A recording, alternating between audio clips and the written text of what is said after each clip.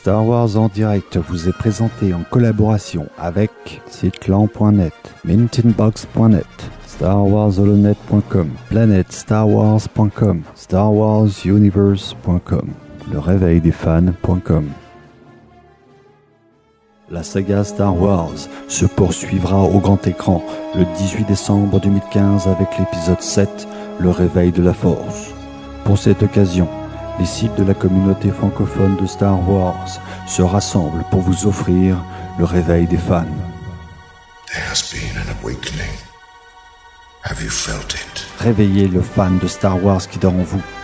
Créez un événement ou rejoignez une projection organisée dans votre ville ou région. Ne manquez pas cette occasion historique et vivez la première du réveil de la Force aux côtés de milliers d'autres fans comme vous. Chewie, we're home.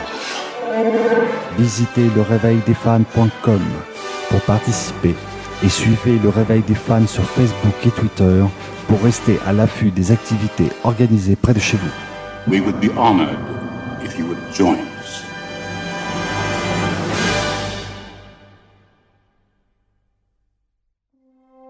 A long time ago, in a galaxy far, far away. There has been an awakening. Have you felt it? A communications disruption can mean only one thing. That thing's operational. Hello, and welcome to Star Wars on Direct. Yes, the voice of Star Wars fandom. The show informs us and entertains us, and it binds the fans together. If you strike me down, I shall become more powerful than you can possibly imagine. The force is strong in this one. Hello, what have we here? Nice of you guys to drop by. We would be honored if you would join us. Chewie, we're home. Bienvenue à Star Wars en direct, la voix du fandom Star Wars pour cette 110e épisode enregistré le 7 septembre 2015. Cette semaine, on fait un retour sur l'actualité, mais on vous parle bien entendu du Force Friday qui a eu lieu vendredi dernier. Je suis votre animateur Danny Pépin et pour m'accompagner cette semaine, Henri Levental. Bonsoir Henri. Salut, je suis enfin de retour. Et oui, Thomas Coulon. Bonsoir Thomas. Salut tout le monde. Bonsoir Sylvain Morgan. Salut. Monsieur Raphaël Gonneau aussi de retour. Oui, et 2 jours avant tout le monde, hein. Eh oui. Donc, messieurs, rapidement, qu'est-ce que vous avez fait récemment, sans aller trop en détail dans votre soirée du Force Friday qu'on va parler un peu plus tard? À part quelques petites commandes, là, évidemment, par rapport au Force Friday, c'est vrai que ces dernières semaines, évidemment, avec les vacances et tout ça, il s'est pas passé grand-chose pour moi côté Star Wars. Donc, à part les comics Marvel, c'est vrai que je n'ai pas acheté grand-chose. Mm-hmm. Ça a été très, très léger, on va dire. Et toi, Thomas? Alors moi, en ce qui me concerne, j'ai rien acheté hein, pour l'instant. Et le soir du Force Friday, je crois que je devais courir après mes gamins, quoi. Mais par contre, j'ai pas manqué de regarder toutes les vidéos. Là, je passe mon temps à aller regarder toutes les vidéos des différents pays. J'ai essayé de récupérer les trucs de BFM pour imaginer un peu, sentir un peu l'ambiance. Mm-hmm. Voilà, c'est vrai que ça aurait été cool d'y être. Et en plus, j'ai un grand récré vers chez moi à Dijon et j'ai encore pas eu le temps d'aller voir. Donc je pense qu'il doit y avoir ce qu'il faut, quoi. Donc j'ai hâte d'aller voir, quoi. Toi, Sylvain, t'as été à la grande récré. On va en parler plus tard, mais à part ça, est-ce que t'as fait beaucoup de choses orientées Star Wars? J'ai fêté mon anniversaire le fin août et bonne fête. Donc, merci. Et ma petite sœur en fait m'a offert 3 choses qui sont liées à Star Wars. Donc c'est le premier, c'est un livre. En fait, c'est un recueil des sketchs qu'il y a sur Yoda Blog. Mm-hmm. Donc, c'est une grosse parodie Star Wars qui est bien marrante. Ah ouais. Et les 2 autres choses qu'elle m'a offert, c'est des boxers Star Wars de la collection la collection une 10 là où OK. Enfin bref, des nouveaux produits. Et depuis, je ne mets que ces 2 boxers là. Toi, Raphaël, qu'est-ce que tu as fait depuis quelques mois, je dirais pratiquement, non, depuis plusieurs semaines que tu nous as parlé à l'émission? Bah en fait, je suis parti à Londres négocier une sortie un peu plus avant tout le monde pour la France pour Star Wars 7. Donc ça m'a pris un peu de temps, mais du coup j'ai gagné. Donc grâce à mes grandes négociations avec Gigi et puis sa copine, ils sont d'accord pour qu'on ait Star Wars avant tout le monde vers le 16 décembre. Ça a été dur, mon absence, voilà, ça paye. Maintenant, grâce à notre travail du groupe, je veux dire, on peut dire que grâce à mes négociations, dans 100 jours, on y est. Excellent. Pour ma part, bon, outre les trucs habituels d'arrière-scène, je me suis procuré la vague 7 du jeu X-Wing miniature, et puis j'ai acheté le petit droïde de BB-8. J'essaie de vous le faire entendre. Il veut pas... il faut que je l'active. Je tiens à dire que j'ai quand même eu la vidéo de BB-8 par Danny en live. On sent que c'est un droïde fidèle quand même, parce qu'il a passé son temps à regarder Danny. Il essayait de me le faire tourner la tête pour que je le voie, mais tout le long il regarde son maître. Non, c'est ça, on tournait la base, mais la tête restait vers moi tout le temps. Je vais essayer de vous le faire entendre un petit peu, là.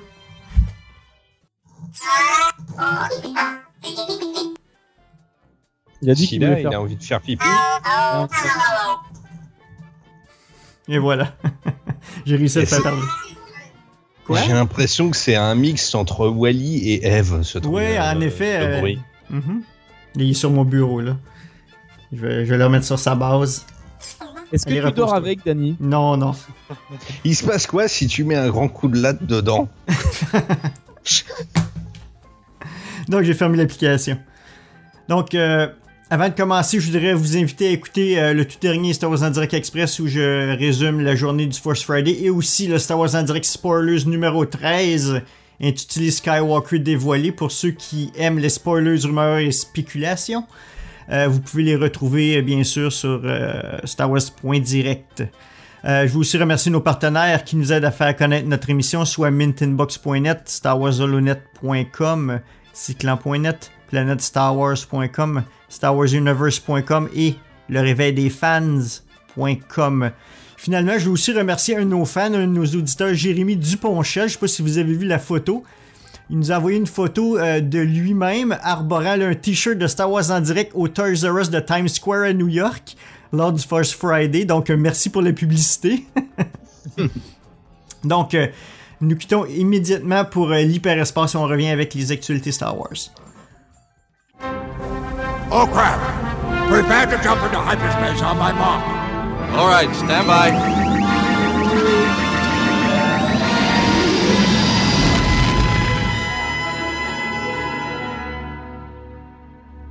Donc, on débute immédiatement avec la grosse nouvelle du jour. L'épisode 7 va sortir le 16 décembre en France. C'est le compte Twitter officiel de Star Wars, donc Star Wars FR, qui a mis une petite image qui mentionne 100 jours d'ici le réveil de la Force. Donc, si vous faites le compte, ça tombe le mercredi 16 décembre. Donc, c'était une grande nouvelle pour la France. Qu'est-ce que vous pensez? Je suis le seul qui ne pourra pas profiter de ça. Donc, qu'est-ce que vous pensez, messieurs, de cette nouvelle? Je sais que par le passé, pour la prélogie, vous aviez un peu de la misère, surtout dans les premiers films. C'était plusieurs semaines, voire des mois plus tard. C'était surtout pour l'épisode 1 qui était sorti en octobre, en fait, 99. Mais c'est vrai que les autres, on les avait eus, même l'épisode 2, je crois que j'avais réussi à le voir un jour avant les Amériques. Enfin, avant l'Amérique. Mais c'est vrai que c'est pas étonnant, hein. On a toujours eu les films le mercredi, donc c'est vrai que ça m'étonnait qu'ils le sortent un vendredi en France. Oui, surtout et puis on est les meilleurs, c'est pas au Québec. Hein, puis ils avaient dit de toute façon sortie mondiale, donc ça voulait dire que c'était tout le monde la même semaine. Après, comme en France, comme tu dis, là, ça tombe le mercredi, ça me semblait logique, mais enfin voilà, à 2 jours près, c'est pas comme quand t'attends 2 mois et puis que les autres ils l'ont déjà vu quoi, à 2 jours près de toute façon. Enfin. Je suis pas sûr, hein. Ça m'étonnerait pas qu'il y ait des Anglais qui viennent directement chez nous par l'Eurostar pour le voir. Ouais, je crois qu'il y a aussi en Italie que ça sort le 16 décembre. Il y a quelques pays aussi. Ouais, il y a la Suède ou je sais plus quoi, il doit y avoir 2-3 pays nordiques aussi. Ouais, ben j'imagine que ils ont pas voulu briser les systèmes de distribution, donc exactement. Tout simplement. Donc nous autres en Amérique, c'est toujours le vendredi les films, donc ils ont pas changé. C'est dommage pour nous et les Américains vont bouillir, mais bon. Je crois que je vais fermer Internet pour 2 jours. malgré que je suis les spoilers, donc ça me dérange moins, là. Mais bon, ça veut dire que vous allez enregistrer un Star Wars en direct sur le film, des commentaires sans moi. Possiblement. Dans le film, on ouvre un micro et en live. Ben oui. Ben peut-être en fait enregistrer avant de le voir et après. Enregistrer vos commentaires. Ouais, mais nous on a la version True French, tu comprendras pas. Ouais. Ça dépend s'ils font une sortie au Rex, on l'aura en VOST. Hein. D'abord, le plus gros spoiler qu'on peut dire sur le set, moi je vais vous le dire, hein, quitte à cacher le moral, hein, je crois bien que Dark Vador a un fils qui s'appelle Luke Skywalker. Mais je suis pas sûr, hein. J'ai pas regardé encore les autres films. Donc on va poursuivre. Ensuite, on a eu... c'est un spoiler qui n'est plus vraiment un spoiler maintenant. N'est-ce pas, Henri? La base de données du site officiel a dévoilé certains détails sur la base Starkiller. Et la base Starkiller a été fuitée par Domhnall Gleeson lors de San Diego Comic-Con. Oui, donc ils ont effectivement mis donc la fameuse databank avec les informations sur les planètes, les personnages, un peu tout l'univers Star Wars, surtout l'univers canon désormais. Et c'est vrai que là, ils ont laissé passer une information qui est spoiler. Donc ceux qui veulent vraiment ne rien savoir, qui zappent quelques secondes dans l'émission. Donc effectivement, ils ont mis une petite note à propos de la base de Starkiller où opère le fameux général Hux, qui est joué donc par Domhnall Gleeson. Et ils expliquent donc qu'il s'agit d'une planète glaciale transformée en base pour le Premier Ordre et armée avec une nouvelle arme dévastatrice capable de détruire des systèmes solaires entiers. Donc là aussi, ça continue à confirmer tous les spoilers qu'on avait... via Making Star Wars. Je vais vous dire un truc, c'est en train de finir comme Dragon Ball Z. Tu sais, les mecs au début ils pètent une montagne, après c'est une planète, après c'est l'espace en entier. Enfin, ça devient démesuré quand même là. Moi, ça me fait quand même un peu peur parce que planète glaciaire transformée en base. On nous parle de ce que j'ai vu, c'est toute la planète qui est transformée en base et qui est capable de détruire un système solaire. Sûrement. Je sens le coup venir de l'étoile noire taille XXL qui t'appuie sur un bouton, ça fait tout péter aux alentours. Bon, j'espère que je me trompe et que ce sera pas ça, quoi. Ça fait un peu comme la planète Centerpoint, en fait, je crois. Oui. C'est ça. Qui était vraiment un gros laser, en fait. D'après, c'est peut-être une idée qui a été prise de l'univers Legend, en fait. Et tout simplement remis à la sauce JJ. Ensuite, on a Mads Mikkelsen était en fait au Canada à Fan Expo et il y a un fan qui l'a approché pour signer un poster. Et puis, qu'est-ce qu'il a signé Sylvain sur son poster? En plus de son nom, il a mis un petit mot, Galen.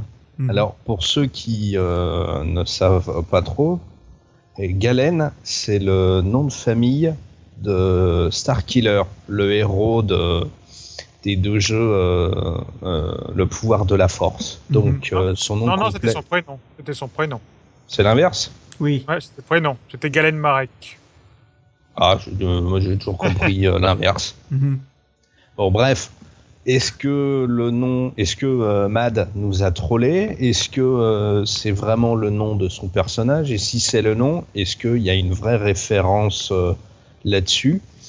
On sait pas encore. On est tous en train de spéculer. Honnêtement, je le verrais. Ouais, j'y crois pas. Mais pour moi, ce serait amusant quand même de le voir là-dedans. Mais quitte à que ce soit Galen, je verrais plus son père. Parce que il aurait pas du tout le look du fils, surtout que Galen est joué par un acteur. Donc c'est aussi son visage qu'ils ont pris. Donc quitte à le prendre lui, autant choper l'acteur direct. Moi, je pense tout simplement qu'ils ont pris le prénom. Et puis ça va être le prénom. C'est un prénom très Star Wars.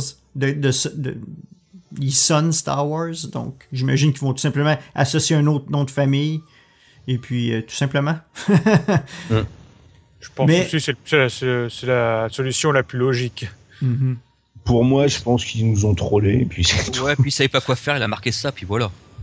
Non, je pense qu'il a voulu nous troller, nous envoyer sur des fausses pistes, tout à fait, sachant que... Je pense pas, parce qu'en fait, si j'ai bien compris l'histoire, c'est que tous les acteurs ont signé avec le nom de leur personnage, donc je le vois pas mettre un faux prénom pour un pauvre fan. Et Au cas où, il aurait pu carrément ne rien mettre du tout, je veux dire. Bah, normalement, ils n'ont pas le droit de signer de leur vrai prénom tant que le film n'est pas sorti. Ouais. Le fan a été chanceux, il y a la première signature officielle. Ouais, elle est sur eBay à 7850 $. Combien? Non, bah ça y est. Et voilà. Ensuite, on va parler de quelques nouvelles de l'épisode 8. Donc, on va commencer avec Benito del Toro qui a, d'une façon, confirmé sa présence dans l'épisode 8. Qu'est-ce que tu peux nous dire là-dessus, Thomas? Donc oui, effectivement, il a confirmé sur une radio espagnole qu'il allait bien jouer dans le film. C'est pas vraiment une grosse surprise puisque finalement, ça faisait un petit moment déjà qu'il était en train de dire qu'il faisait des négociations avec Lucasfilm, etc. Donc pour donner un petit repère, Benito del Toro chez Disney, bah, du coup, il a joué le collectionneur dans Les Gardiens de la Galaxie. Bon, pour l'instant, il est encore sur un petit rôle. Hein. Et il précise d'ailleurs qu'il croit qu'ils vont commencer en mars et qu'il jouerait une sorte de méchant. Donc sans vraiment préciser vraiment ce que c'est. Effectivement, il a une bonne gueule pour jouer un méchant. Et donc du coup, a priori, donc ouais, tournage en mars, donc c'est-à-dire c'est pour bientôt, quoi. Tu veux nous faire la phrase en anglais, Dany? Oui. Tu auras peut-être un meilleur accent que moi. Ouais, en fait, c'est la ligne de texte qu'il a mentionné. Donc, Star Wars is coming up, so we'll see how it turns out. We think we start shooting in March. I'm like the villain, but we'll see. So, donc, en gros, qu'est-ce qu'il dit? C'est bon, Star Wars s'en vient. Donc, on va voir qu'est-ce qui va arriver. Je crois qu'on commence à tourner en mars. Et puis, je pense que je suis le vilain. Je suis un genre de vilain. Bon, on va voir. En fait, c'est ce qu'il dit. En même temps, bon, mars, les gars, même limite, ça fait... Sachant que le film, finalement, va arriver pour courant mai, je crois, parce qu'après, ils vont repartir en mai. Là, ça veut dire que les gars, il leur reste un an et demi, quoi. Une bonne année et demie. Et sachant qu'ici commence de tourner en mars, il leur restera moins d'un an et demi, quoi. Donc, moi, je trouve que c'est court, quoi. J'ai vraiment peur que ce soit bâclé. Non, je pense pas. Regarde, Civil War, ils ont terminé le tournage il y a pas longtemps. Ça sort l'été prochain. Hein. Ça fait depuis très longtemps que tu mets plus 4 ans pour réaliser un film. Hein. C'est pas parce que les acteurs vont tourner dans pas longtemps que les effets spéciaux ils sont pas prêts, toutes les scènes en numérique, les décors, tout ce qui a besoin d'être fait en post-prod est déjà fait. Faire la musique, ça prend pas non plus des siècles.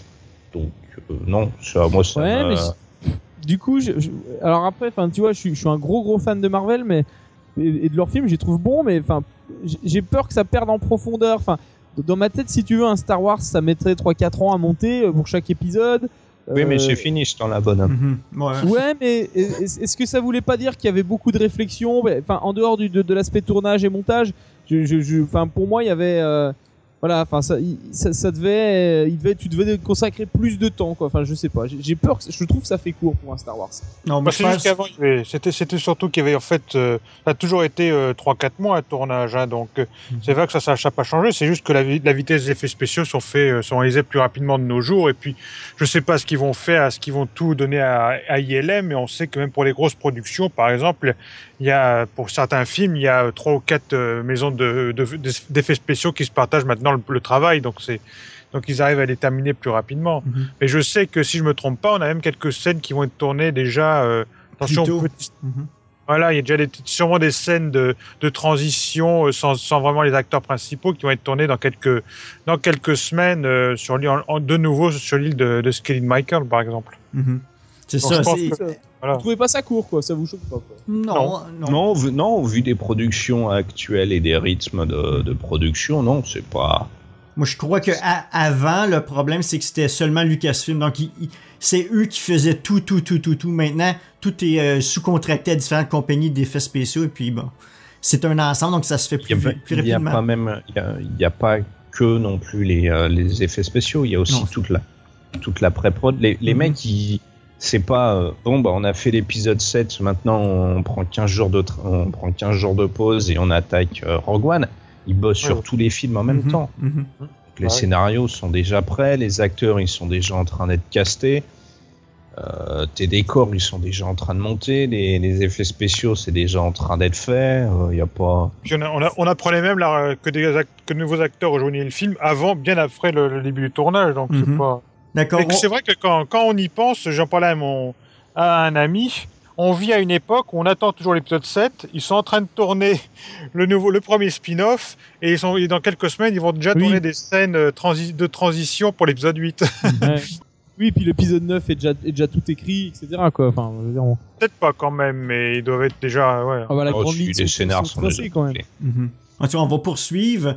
Oui, Oui, si vous vous souvenez, pour Rogue One, il y avait des spéculations par rapport à différentes actrices, donc Felicity Jones, Tatiana Maslany et une autre que je me souviens pas. Et maintenant, on a 3 actrices à nouveau, mais cette fois-ci pour l'épisode 8. Pour l'épisode 8, ouais. Et donc, on retrouve donc Tatiana Maslany, Gina Rodriguez et Olivia Cook, qui est enfin moi que j'avais beaucoup aimé dans Bates Motel. Elle jouait je sais pas si ça vous vous regardez Bates Motel, c'est l'adaptation de comment c'est une série télé de Psycho, ouais. C'est une adaptation de Psycho en série télé. Ouais. Justement, je me faisais souvent la remarque, j'ai trouvé super mignonne la petite, justement. Elle avait un espèce de respirateur pour asthmatique. Je croyais qu'elle avait quelque chose. Alors du coup, bon, a priori, c'est 3 nanas qui ont dans la trentaine d'années, donc on peut spéculer en se disant qu'elles postulent les 3 pour le même rôle.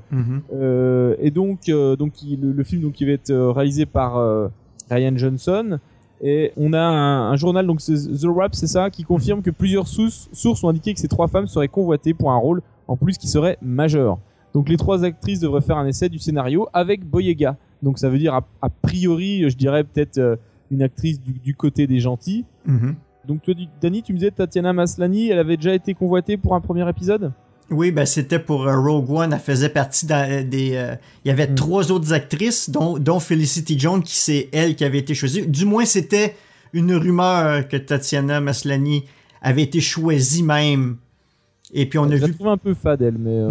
Ben je l'aime bien dans Orphan Black. J'avoue que elle est très très polyvalente côté type de personnage qu'elle peut faire. Puis j'essaie de regarder juste visuellement leur look les 3 filles. S'il y en a une qui aurait une ressemblance plus, parce qu'on sait que la rumeur est que c'est un. Bon, on en a parlé dans Star Wars en direct spoilers le plus récent, que c'est un rôle pour soit la fille de... Ah bah va doucement, si c'est un spoilers. Hein. Ouais, bah ça reste des spéculations. C'est pas vraiment un spoiler, mais ça serait un gros rôle qui serait comme par exemple la fille de Anne-Léa ou une fille de... Petite info, elles sont toutes les 3 brunes. Hein. Vous en spéculez ce que vous voulez. Luc étant blond et Anne et Léa étant brun. Ceux qui sont intéressés à voir nos théories folles, ben écoutez Star Wars en direct spoilers. On en a parlé en long et en large. Mais en fait, c'est ça. C'est ces 3 actrices-là. Selon vous, bon, je sais que Thomas, toi, c'est Olivia Cook qui t'intéresserait comme rôle. Et les autres, qu'est-ce que vous en pensez? Moi, je les connais pas vraiment, donc c'est vrai que j'ai pas vraiment de préférence, hein, malheureusement, mais... Moi, je suis vos conseils, donc mais bon, je pense que je fais confiance un peu à Disney Lucasfilm pour choisir la personne qui conviendra le plus.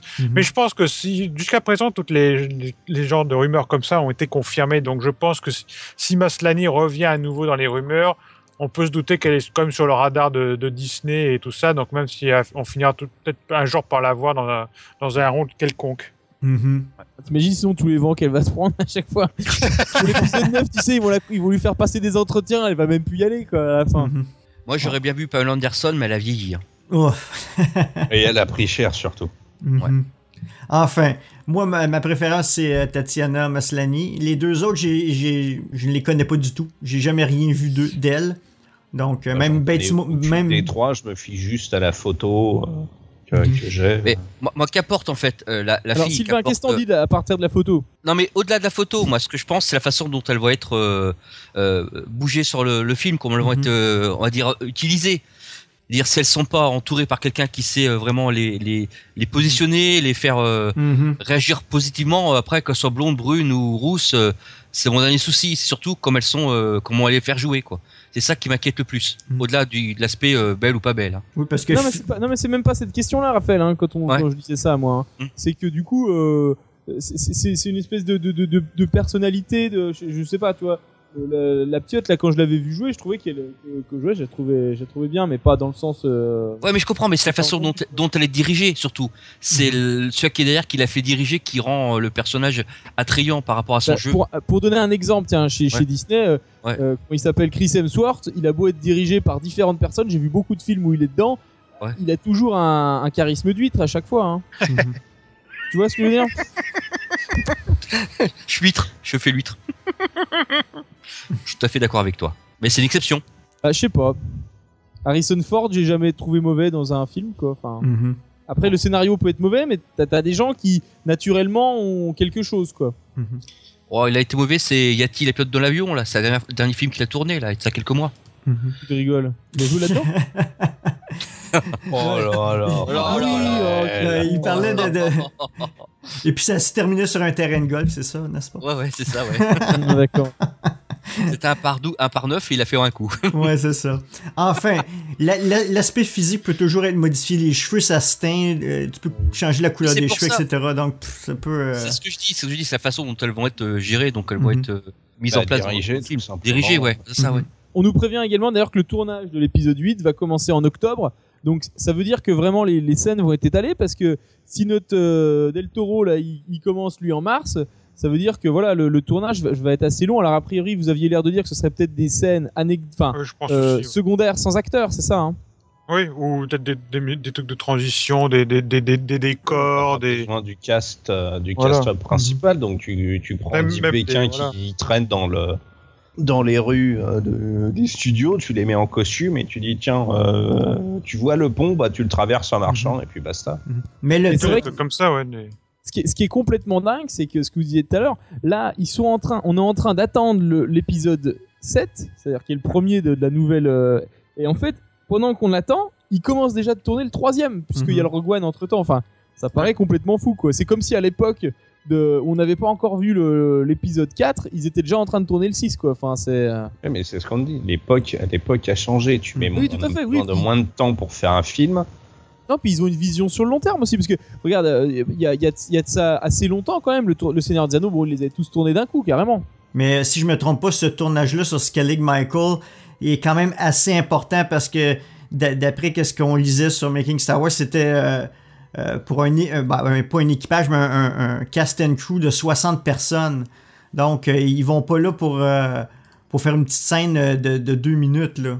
Ils vont être là pendant un certain moment. Donc, il va y avoir des... Non, mais je veux dire que ça peut être des scènes avec des Stormtroopers, donc ça pas... Oui. Même si ça peut être par exemple, évidemment, on ne sait pas ce qui peut se passer, mais ça peut être une scène de bataille, donc peut-être qu'ils vont tourner juste là, du côté des méchants, avec toute la partie Stormtrooper, vaisseau, chasseur, speeder, ennemis et tout ça, et puis après ils feront les scènes de coupe avec les ennemis, Kylo Ren est de retour, ou je ne sais pas quels acteurs, et tout ça, ils n'auront plus qu'à... là, pour le coup, si c'est une scène avec des Stormtroopers, ils peuvent prendre Chris Hemsworth, on s'en fout, on lui met un casque. Donc c'est ça, c'était que il retournait à Skellig Michael en fait pendant la période où est-ce qu'il n'y a pas tous les oiseaux, parce que c'est une île protégée, donc c'est les écologistes qui vont encore violer quoi. Exactement, donc ils vont pendant quelques jours, ils disent pas exactement le nombre de jours, mais c'est quand même pour 60 personnes, donc ça va être un tournage relativement important. Il en faudra des piafs pour tout ce monde-là.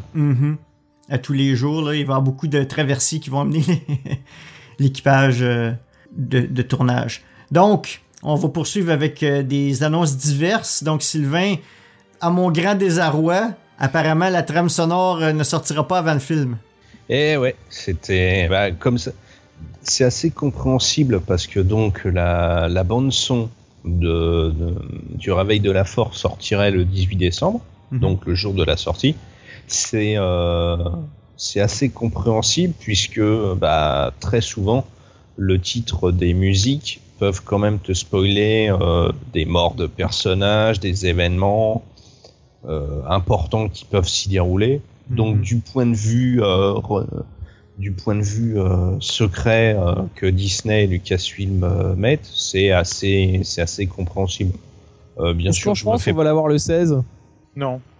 Honnêtement, je ne me fais pas d'illusions parce que maintenant, tu as iTunes, tu as Groove, tu as Amazon. Donc, même si pour le moment, c'est en précommande et que t'as rien, et que t'as juste le titre du disque, d'ici quelques semaines, je suis sûr qu'on verra apparaître le nom des chansons. Même si on pourra pas les lancer. Ça, c'est sûr. On pourra très facilement se faire une idée de ce qu'il y a, de l'histoire générale, rien qu'à lire les titres quand ça sortira. C'est pour ça que moi je considère que c'est inutile d'attendre jusqu'au 18 décembre, parce que bon, on a toujours... Oui, bon, ok, on a appris que Qui-Gon se faisait tuer sur la bande-son de la menace fantôme, mais bon, à part cet énorme spoiler, la plupart des autres bandes sonores ne mentionnaient pas des trucs critiques. Tu sais, oui, une bataille dans une arène pour l'épisode 2, ok, mais bon, je veux dire, il y a une limite c'est vraiment les personnes qui veulent absolument rien savoir des spoilers, mais je trouve ça inutile parce que moi, qu'est-ce que j'aurais aimé faire, comme j'ai toujours fait dans tous les films Star Wars, c'est m'imprégner un mois à l'avance de la musique du film. Oui. Ça, c'était vraiment génial, mais maintenant, on est obligé d'attendre. Je trouve ça ridicule. Puis ça apporte rien de plus ou de le retenir, la bande-son. De toute façon, je pense qu'il y a des 9 chances sur 10 que ça va être leaké avant par des sites internet. Hein. Oui, on aura les versions pirates du disque bien avant. J'ai pas de souci à me faire de ce côté-là. Tout comme ils attendent le roman du film pour le sortir seulement en numérique le jour du film. Je suis sûr qu'il y aura ça sera piraté aussi une bonne semaine à l'avance, si ce n'est plus. On aura l'audiobook comme on avait eu celui de l'épisode 3. Et tu sais, Danny, ta réflexion me fait penser à ce que Anthony Daniels a fait, son espèce de petit pétage de plomb assez sympathique. C'est que même lui, le culte du secret, ça commence à le gonfler. Il n'est pas le seul, honnêtement. J'en parlais un peu avec Sylvain rapidement sur Facebook. C'est le culte du secret. Je vais vous donner juste une histoire rigolote. Vous lisez le Picsou Magazine de ce mois-ci, d'accord ? Vous lisez bien l'intérieur et vous allez voir le secret comme il est bien gardé. Tout est écrit, tout le film. Tout le film est écrit. Ah bon ? Picsou Magazine, ouais, c'est honteux. Ah bah j'irai voir ça. Ouais, allez voir le Picsou Magazine avec le cadeau, je crois que c'est des baguettes ou des petits sabres laser, et dedans il y a un gros spoil. Ah, ok, on en parlera. Ouais, j'ai été surpris. Voir ça. C'est pour ça que je dis que le culte du secret, je peux comprendre dans une démarche marketing, de communication, choses comme ça, mais à l'époque où on vit, il y a des secrets plus importants que le secret de Star Wars, quoi. On sait que dans les grandes lignes, il va y avoir des batailles, on sait qu'il va y avoir du sabre laser, on sait qu'il va y avoir des vaisseaux. Après, la baseline, la suite logique, on la sait pas. Dans les grandes lignes, on sait qu'ils vont se battre, qu'il va y avoir du sabre laser. Voilà. Donc je vois pas ce qu'on peut cacher plus, peut-être un intrigue un peu particulier, mais avec du recul, on sait déjà à quoi s'attendre. Alors le culte du secret, là-dedans, voilà quoi. Et puis si nous donnait plein d'informations sur le tournage ou des trucs, on verrait même pas les choses qu'ils voudraient cacher. Parce qu'on chercherait pas, on aurait des trucs peut-être à chaque semaine ou à chaque mois, un petit vidéo, et puis on chercherait même pas à aller chercher autre chose. Et puis ça serait beaucoup plus facile pour eux de cacher les choses s'ils nous mettaient un voile avec autre chose. Oui, parce que c'est vrai que ça manquait un peu, des petits making-of pour un peu nous faire patienter. Donc évidemment, on s'est rabattu sur autre chose. Hein. Avant, c'était comme ça. Lors de la prélogie, on avait un making-of, on analysait chaque image pour glaner des petits détails. Puis maintenant, c'est des rapports des espions qui expliquent 15 minutes du film. Mais c'est vrai que ça va un peu loin, parce que là, j'en parlais justement avec Sylvain. SVU qui me demande même de modifier un de mes posts juste parce que je mentionne le nom de BB-8. J'aime pousser un peu ma gueulante sur Twitter, parce que je trouvais que même prononcer le mot de BB-8 dans un forum de collection, par exemple, c'est considéré comme spoiler. Là, je pense que vu la promo autour de ce droïde, je suis pas sûr qu'il y ait grand monde qui connaisse plus ce prénom. Non, en effet. Non, mais c'est ce qu'on évoquait là avant qu'on lance le débat tout à l'heure, concernant Star Wars en direct, c'est qu'on évoquait entre nous, c'est que aujourd'hui, celui qui sait pas qu'il y a Star Wars qui sort, il est bête, d'accord. Celui qui sait pas de quoi on va parler de Star Wars, il est bête, parce que il y a pas un média qui l'a pas évoqué, il y a pas un magazine en France qui parle pas de Star Wars. Quand je dis ça, ça va aussi bien du Gala que Plein Temps, que le magazine sur Comment maigrir, que sur le magazine de Sois belle et jolie, on parle tous de Star Wars. Donc tout le monde est au courant. Par contre, oui. Voilà. Pas forcément. Tu es parce aussi que abonné à Sois belle et jolie, toi? Ouais. Par contre, c'est pas entièrement vrai parce que j'ai cru entendre encore une fois, en entraînant sur des forums, en disant qu'il y avait des gens justement en assistant par hasard, en étant à l'ouverture des magasins à minuit comme ça, et qui se disaient entre eux, ah tiens, il y a un nouveau film qui va sortir. Tu vois, ils n'étaient même pas encore vraiment sûrs. Mais c'est vrai que tous ceux qui sont au courant qu'il y a un film sort, on t'a déjà dit que les ch'tis, ils comptent pas. Henri, à minuit, quand t'es à minuit devant un magasin, dis-moi pas que tu sais pas pourquoi tu y es. Enfin, je sais pas si c'était à minuit ou alors dans l'après-midi, mais en tout cas, il disait que il y a des gens qui passaient devant tous les produits, déjà, ils se disaient entre eux, ah bah tiens, c'est vrai qu'il y a un nouveau film qui sort, donc c'est vrai que peut-être qu'il y en a qui sont pas... De Jean-Pierre Pernaut jusqu'à je sais plus quelle émission, tout le monde en parle. Ah bah c'est sûr. Il y a pas quelqu'un dans mes bureaux qui m'avait dit, tu sais qu'il y a un film qui sort, je fais, ah bon? Un film de quoi? De Star Wars? Je fais, c'est pas vrai. Et puis il y a un nouveau qui s'appelle BB-8, donc tu vois, tout le monde est au courant. Et commence un petit peu à apporter un peu sur le système de beaucoup de gens, je pense. Et comme Raphaël disait, si quelqu'un est en file d'attente, et puis comment qu'il a su qu'il y avait un Force Friday s'il suivait pas qu'est-ce qui se passait sur Internet puis qu'il a pas vu BB-8 à quelque part, là, c'est impossible. Ouais, je veux dire, ce que je dis dans les prodeurs qu'on évoquera tout à l'heure, je vous dirai tout ce qui est sorti en BB-8, vous allez rire, hein.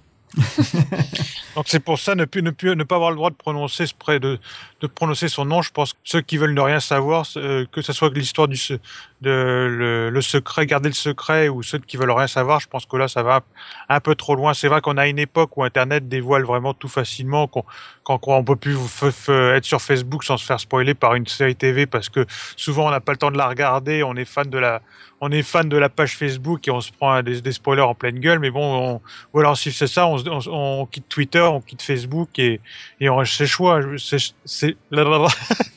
Chez soi, parce qu'après on peut plus rien faire, je veux dire. Là. Le blablabla, c'est BB-8, on est bien d'accord. Donc on va poursuivre. Je vais vous parler aussi on a eu, en fait, pendant Force Friday, certains magasins l'ont eu. C'est le nouveau starter pack des Star Wars X-Wing miniature, donc le jeu de table que tu fais des combats aériens. Donc, il va officiellement, techniquement, à quelques endroits, il est sorti, mais ça s'en vient, je pense, plus dans le coin du 18 septembre. Donc, c'est en fait une réplique du starter pack classique. Sauf que maintenant, il y a un X-Wing de la Résistance et 2 TIE Fighter du Premier Ordre. Les règles sont sensiblement les mêmes. Ils ont rajouté une nouvelle manœuvre qui s'appelle le Talon Roll. Je vous en parlerai pas ici, peut-être dans une émission qui va parler du starter plus précisément. Et puis, ils ont annoncé qu'on pouvait combiner les factions. Donc, on n'est pas obligé seulement de jouer l'Alliance Rebelle et la Résistance séparée. On peut les combiner. Même chose pour l'Empire Galactique et le Premier Ordre, on peut les combiner. Tandis que tout ce qui est pirate, mercenaire, chasseur de primes, ça reste une faction unique. Donc, au moins, on va pouvoir combiner certains. On va pouvoir prendre un X-Wing traditionnel avec un X-Wing de la Résistance. Donc, au moins, ça permet de poursuivre à jouer avec ce qu'on a précédemment, même si on fait des petits changements dans les règles. Donc, en gros, c'est ça. Je vais essayer de vous en parler quand ça va sortir sous peu. Donc, on continue avec... la bande dessinée. Alors, effectivement, encore un autre truc par rapport justement au nouveau canon de Star Wars, c'est que Marvel Comics va sortir en décembre un petit one-shot autour de C-3PO. Et là aussi, c'est petit spoiler, on va savoir comment il va recevoir son fameux bras rouge qu'on voit un peu partout maintenant dans les images, promotionnelles. Donc ça va raconter cette histoire-là. Donc bon, est-ce que c'est pas en faire beaucoup pour pas grand-chose au final? Attends, on avait peur qu'il fasse un spin-off là-dessus, alors on a déjà du bol, quoi. ça va être aussi stupide qu'il ait échappé un boulot dans un pot de peinture, puis il est obligé d'aller le chercher jusqu'à... de toute façon, en 20 pages, ça va pas être une histoire qui va révolutionner l'univers Star Wars. Hein. Ah non, j'ai mieux. Il était accoudé à un land speeder qui traversait le désert de Tatooine, il a pris un coup de soleil. Depuis, c'est pas parti. Ouais, je pense que ça peut être assez marrant, quoi. Non, mais c'est vrai que ça, je pense que ça aurait presque pu être raconté que dans les anciens, presque, comme vous vous souvenez, des anciens Free Comic Book Day de Dark Horse où ça durait 5 pages. Je pense que ça aurait pu quasiment être raconté dans un truc comme ça. Surtout, honnêtement, qu'est-ce qu'on s'en fout? C'est un robot. Il a perdu son bras doré. On lui en a recollé un qui traînait par là et basta. Il s'est tellement fait démonter je sais pas combien de fois que de toute façon, finalement, le bras rouge, c'est plus grand-chose. Communiste. Ça, ouais. Non, mais j'ai pratiquement l'impression que c'est un prétexte. Il dit, bon, il faudrait faire un petit quelque chose côté BD pour les droïdes. Ah, ben, regarde, on va mettre un bras rouge à C3PO dans le film, donc on va être obligé de vendre on va forcer les gens à acheter une BD pour savoir comment il y a eu son bras rouge, tu sais. Et R2D2, il a une nouvelle option ou pas? Ou sortir une nouvelle BD pour nous dire ce qui lui est arrivé aussi? Ah, mais ça me surprendrait pas qu'on voit R2D2 dans cette BD-là. Ah bah oui, je pense aussi. Ils vont peut-être faire une BD sur BB-8 aussi. Moi, je dirais rien parce que spoiler. Mm-hmm. Mais donc cette histoire-là sera écrite par James Robinson et Tony Harris. Est-ce qu'il y a une date de sortie? On sait juste décembre, c'est tout ce qu'on sait. D'accord. Donc je pense que ça sera un peu de temps avant le film ou peu de temps après le film pour éviter de spoiler les gens sur le fameux bras rouge. Donc on va aller dans un tout autre domaine avec Sylvain qui va nous parler de Battlefront. Hey, ouais. Oh, ça va, oui. La bêta de Battlefront. Mais non, il faisait le Wookiee. Ah, c'était un Wookiee, ça. Une chose que je ne comprends pas, c'est que Sylvain, il a qu'une petite truc, mais on l'entend tout le temps. Mais oh. Bon, Battlefront, donc le FPS qui va sortir incessamment sous peu, ils vont se calmer les deux là. Va avoir une bêta qui va être lancée début octobre sur PC, PS4 et Xbox One. Donc on n'a pas encore de date précise, mais on sait que c'est début octobre, donc dans moins d'un mois quoi. Ce sera ouvert à tout le monde et on aura droit à un mode solo, enfin solo ou coop, hein, et 2 modes multijoueurs. Le premier c'est l'attaque des marcheurs, donc ce sera sur Hot, où 40 joueurs vont pouvoir se mettre joyeusement sur la tronche. Mm-hmm.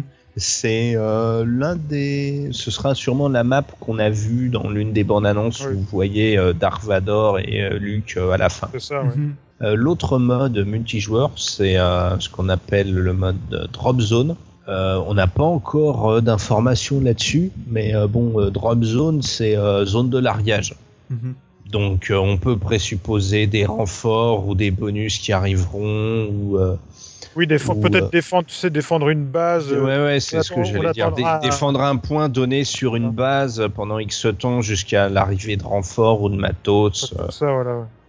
On sait aussi qu'il y aura une application pour mobile qui viendra épauler le jeu. Donc malheureusement, on sait que l'application, elle viendra encore une fois sur l'Apple Store et sur Google Play. Ce sera bien que les développeurs se sortent les doigts du cul et prévoient les versions Windows Phone de ces applications parce que ça commence légèrement à être gonflant, hein. Donc l'application, ça permettra d'accéder à des cartes d'état-major. Donc la map, hein, vous l'aurez sous les yeux avec les points, les ennemis et tout le tralala. Okay. On pourra aussi avoir des crédits transférables dans le jeu. Donc voilà ton pay to win. Mm-hmm. On pourra aussi voir ses stats, personnaliser son équipement et communiquer aussi avec ses amis directement dans le jeu. Intéressant. Avez-vous hâte à ce jeu? Oui. Ah bah oui. Oui. Ouais. Moi j'ai vendu ma PS3 ce week-end, là ça y est, et quasiment tous mes jeux. C'était pas ta fille que t'avais vendu pour ça? Comment? C'était pas ta fille que t'avais vendu déjà pour ça? Non, là j'ai vendu la PS3 là, et j'ai mis le pognon de côté, là je suis prêt là. Mais il a vendu sa fille pour acheter une Wii. Oh non mais moi, mes gamins, personne va vouloir en acheter les gars quoi. Faut que je donne de l'argent aux gens pour qu'ils les prennent. Hein. En tout cas, c'est vrai que je commence à en avoir un peu marre de tous les problèmes qu'il y a sur les derniers Battlefield et Battlefield Hardline qui est un peu merdique. Donc c'est vrai que j'ai hâte de mettre mes mains sur Battlefront parce qu'il a l'air vraiment assez superbe et j'espère qu'ils l'ont pas foiré parce que sinon je serais malheureux. Parce que c'est ma crainte. C'est vrai que j'attends le jeu, mais bon, c'est DICE qui développe et niveau finition du jeu, ils sont pourrables. Avez-vous l'intention de participer à la bêta? Ouais. Ok. Ah ouais, tout à fait. Ouais. Oui. Mais du coup, moi j'ai quand même l'impression que, en gros, le jeu tu vas le payer 10 fois quoi, avec toutes les DLC qu'il va y avoir quoi. Alors, je sais qu'on aura déjà le premier DLC le 1er décembre pour ceux qui auront précommandé justement la fameuse bataille de Jakku. Après, c'est vrai qu'ils n'ont pas encore tout à fait mentionné ce qu'on pourra éventuellement avoir par la suite, mais je pense que ce sera pareil. On aura sûrement le service premium où il faudra payer 50 € de plus pour avoir quelques objets in-game supplémentaires et avoir le droit de télécharger, disons, entre parenthèses, gratuitement tous les DLC ou de les acheter tous séparément. Mais je pense qu'ils vont faire un peu la même chose que pour les... Au Disney Infinity, là, c'est ce qui se passe. Hein. Disney Infinity, les packs Evolution, les packs Plus, les packs, t'as une pléthore de packs disponibles pour PS3, PS2, Xbox et tout. Ça dépend quel pack tu prends et t'as pas les mêmes personnages, donc c'est pas évident non plus à tout gérer après. Comme tu dis, j'ai peur de cette avalanche de compléments achetés, quoi. Tu vois, pour faire évoluer le personnage. Est-ce qu'on n'a pas intérêt d'ailleurs à acheter la version méga deluxe qui sortira 1 an après avec au moins tous les éléments dedans, quoi? Oui. Parce que si t'es capable d'attendre, ça c'est autre chose. Non mais puis en plus, oui, bah voilà, non mais c'est ça. Mais en plus, les DLC, si jamais tu restaures ta console, tu perds tout, quoi. Vous appelez quoi les DLC? En fait, le DLC, c'est du contenu téléchargeable. Qui est téléchargeable, alors qui peut être ou mis à disposition gratuitement ou payable. Mais non, Thomas, ce que tu dis, c'est idiot. Les DLC, ils sont liés à ton compte. Voilà. Même si tu changes de console, tu te remets avec ton code et tes DLC, tu les as. Faut arrêter de délire. Hein. Faut juste les retélécharger, mais ils sont enregistrés. Et tu auras juste à les retélécharger. D'accord, ok. Ouais. Tu payes pas c'est pas comme la vidéo à la demande où tu télécharges sur un ordi, quoi. Mais non. Bah moi j'ai jamais fait de DLC, les gars. Hein. C'est pour ça, j'ai jamais fait de jeu en ligne pour l'instant. Eh bah tu te tais alors. Ah non, mais je pose des questions, tu vois. J'essaye de comprendre. Ça t'intéresse? C'est moi qui ai posé la question sur DLC. Est-ce que date limite de consommation, ça doit pas être ça? Alors, est-ce que ça peut être ça? T'es dans le mode de la grande distribution. Je me disais DLC, data, doit être un like, robot, DLC. Ouais, c'est ça, ouais. D'accord. Dirty like. DLC 2. Ouais, c'est ça. Donc, j'allais dire dans le cul, mais je l'ai pas dit. Ça c'est fait. J'ai pensé, mais pourquoi ça m'est sorti de la tête? Vous savez ce que c'est? En fait, je crois que c'est Sylvain. Voilà, c'est Sylvain sort de ce corps. Donc ensuite, c'était en fait samedi que Mythbusters ont fait leur 2e spécial sur Star Wars. Qu'est-ce que tu peux nous en dire, Henri? Alors oui, donc je sais pas si vous connaissez tous Mythbusters, mais il s'agit de ces deux professionnels du cinéma, enfin des effets spéciaux du cinéma américain, qui essaient justement de montrer des mythes, enfin des morceaux de films ou des mythes des légendes urbaines un petit peu comme ça, et ils essaient de prouver si c'est vrai ou pas vrai. Et pour la 2e fois, donc ils s'occupaient un peu de Star Wars. Donc dans ce nouvel épisode, ils testaient si on pouvait facilement éviter les tirs de blaster. Et 2, si on avait vraiment l'avantage quand on se trouvait sur une position supérieure lors d'un combat. Plus élevé, oui, c'est ça. Voilà. Donc donc évidemment ils mesurent un peu la distance parcourue dans le film pour savoir la vitesse des blasters et tout ça. Donc ils ont estimé que non, on pouvait pas techniquement pas éviter un tir de blaster, qu'on n'avait pas le temps tellement c'était rapide. Et de l'autre côté, que le fait de combattre sur un terrain un peu surélevé, comme le dit Obi-Wan lors de la fin du combat entre lui et Anakin, que c'était aussi faux parce qu'il y avait un désavantage pour les deux personnes. Donc je sais pas plutôt Dany, je pense que c'était le seul d'entre nous deux à pouvoir aussi également l'avoir vu. J'ai trouvé que c'était plus... Je sais pas, je trouvais qu'ils allaient un peu chercher trop loin comme leurs explications, parce que je pense que d'un côté les lasers, on sait très bien qu'on dit toujours que les Stormtroopers ne savent pas viser. Puis de l'autre côté, on peut se douter que les héros vont toujours s'en sortir, quelle que soit la vitesse du laser. Et d'autre côté, l'histoire du terrain surélevé, ça peut être un peu intéressant à utiliser, mais je pense qu'Obi-Wan faisait plus un trait entre parenthèses, voilà, un trait d'humour entre guillemets, parce qu'il avait sauté hors de la plateforme et il était sur un truc élevé, il faisait une petite réplique piquante, quoi. Donc je sais pas, comparé au dernier, comparé au premier qu'ils avaient fait, je trouvais que celui-là ils allaient chercher un peu leur truc un peu loin. Le premier, c'était plus oui, ils sont habitués d'aller chercher le côté physique, la science physique de la chose, donc c'est certain qu'ils vont très profondément, mais le premier, si je me souviens bien, c'était s'il était capable de vraiment lancer un crochet et balancer au-dessus d'un précipice à 2 personnes. Et puis l'autre mythe qu'il avait fait à cette époque, je m'en souviens pas, c'était... C'était les troncs d'arbres avec les Ewoks pour détruire les ATST. Donc, ça, c'était très physique. Il n'y avait pas rien de mythique ou de la force à compter dans cet aspect-là. Tandis qu'ici, c'est beaucoup plus essayer de trouver un côté scientifique à quelque chose qui est complètement fantastique, qui est irréel dans la vraie vie. Donc, oui, c'est intéressant parce que c'est quand même... il y a un des deux animateurs qui est un grand fan de Star Wars. Donc, oui, c'est intéressant. Tu vois sa passion. Mais oui, c'était des mythes un peu plus difficiles à expliquer parce que techniquement, c'est impossible. Mais oui, au Canada, moi, c'est quelques jours après la version aux États-Unis, donc je devrais le voir cette semaine à la télévision. Donc, c'est vrai que j'étais aussi un peu déçu parce que c'est vrai qu'ils disent que les blasters, c'est des lasers, mais d'après ce que j'ai compris, c'est du plasma, je crois. Donc déjà, ça m'avait un peu dérangé, mais bon, après c'était toujours amusant de le regarder, quoi. Ça se déplace quand même de toute façon trop vite pour que t'aies le temps de voir le tir et que tu puisses l'éviter. Donc je sais pas, il avait calculé en regardant il avait revu les films, il avait calculé la distance parcourue lors des différents plans, que ça allait, je connais pas la traduction, la version française, mais c'était 130 miles par heure. Okay. Donc je sais pas combien ça fait en kilomètres-heure, je sais pas les conversions. Faut faire fois 1.6, donc un peu plus de... Probablement 200, autour de 200 km/h.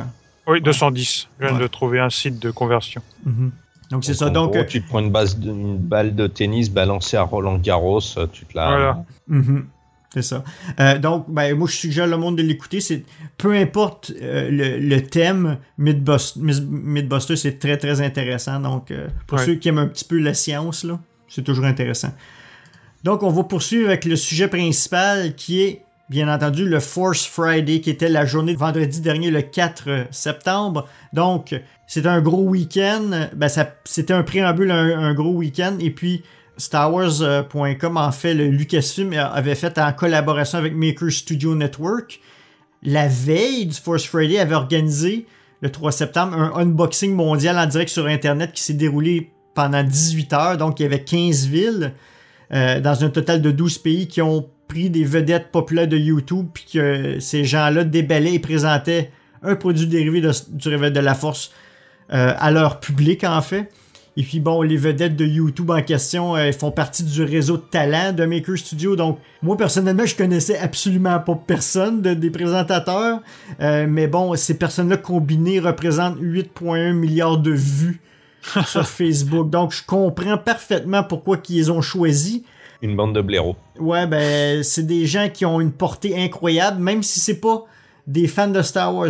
Le but, j'ai l'impression, c'était vraiment d'aller chercher les fans qui sont moins fans de Star Wars que nous, par exemple, qui sont des hardcore, qui surveillons tout, par exemple. On savait d'avance tous les produits qui allaient sortir, n'est-ce pas? Oui, on a le catalogue. Honnêtement, j'ai pas regardé tout le podcast. J'en ai regardé des petits morceaux. J'ai trouvé qu'essentiellement, et je suis tombé sur très souvent du remplissage par deux présentateurs qui avaient l'air de remplir et donc de tourner en boucle. Et honnêtement, le principe de l'unboxing, je trouve ça super méga naze. On est pris. Il y a un type qui se filme ou qui est filmé avec des super moyens et qui est tout excité à déballer des produits.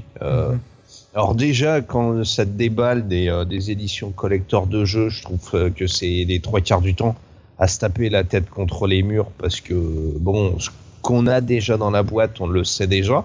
Que la personne qui fait ça a une voix de crécelle et tape très souvent sur les nerfs. Mais alors là, toute la durée...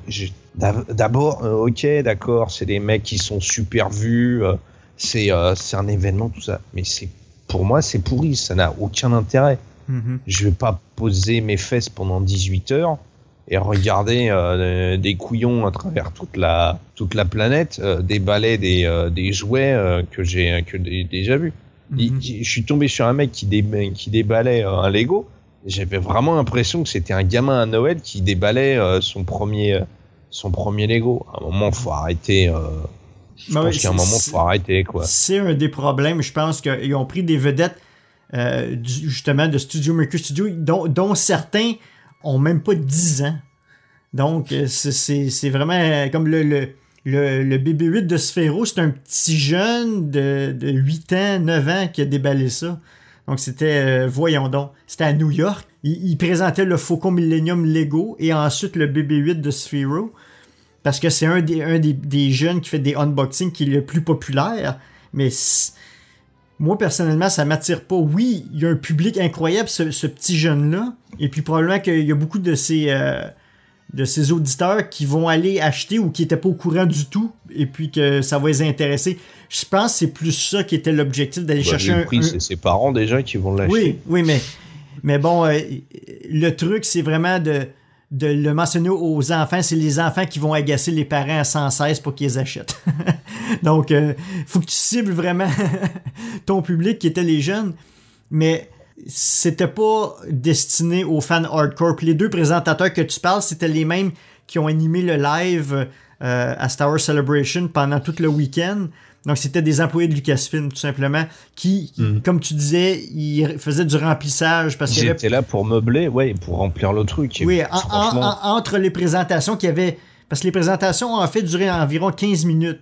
Donc, sur 18 heures, ils replaçaient des reprises, vidéos, etc. Mais eux, il fallait qu'ils parlent parce que c'était un live pendant 18 heures. Donc, s'il n'y avait pas le choix, puis il était debout pendant 18 heures. Vers la fin, là, j'ai regardé un petit peu.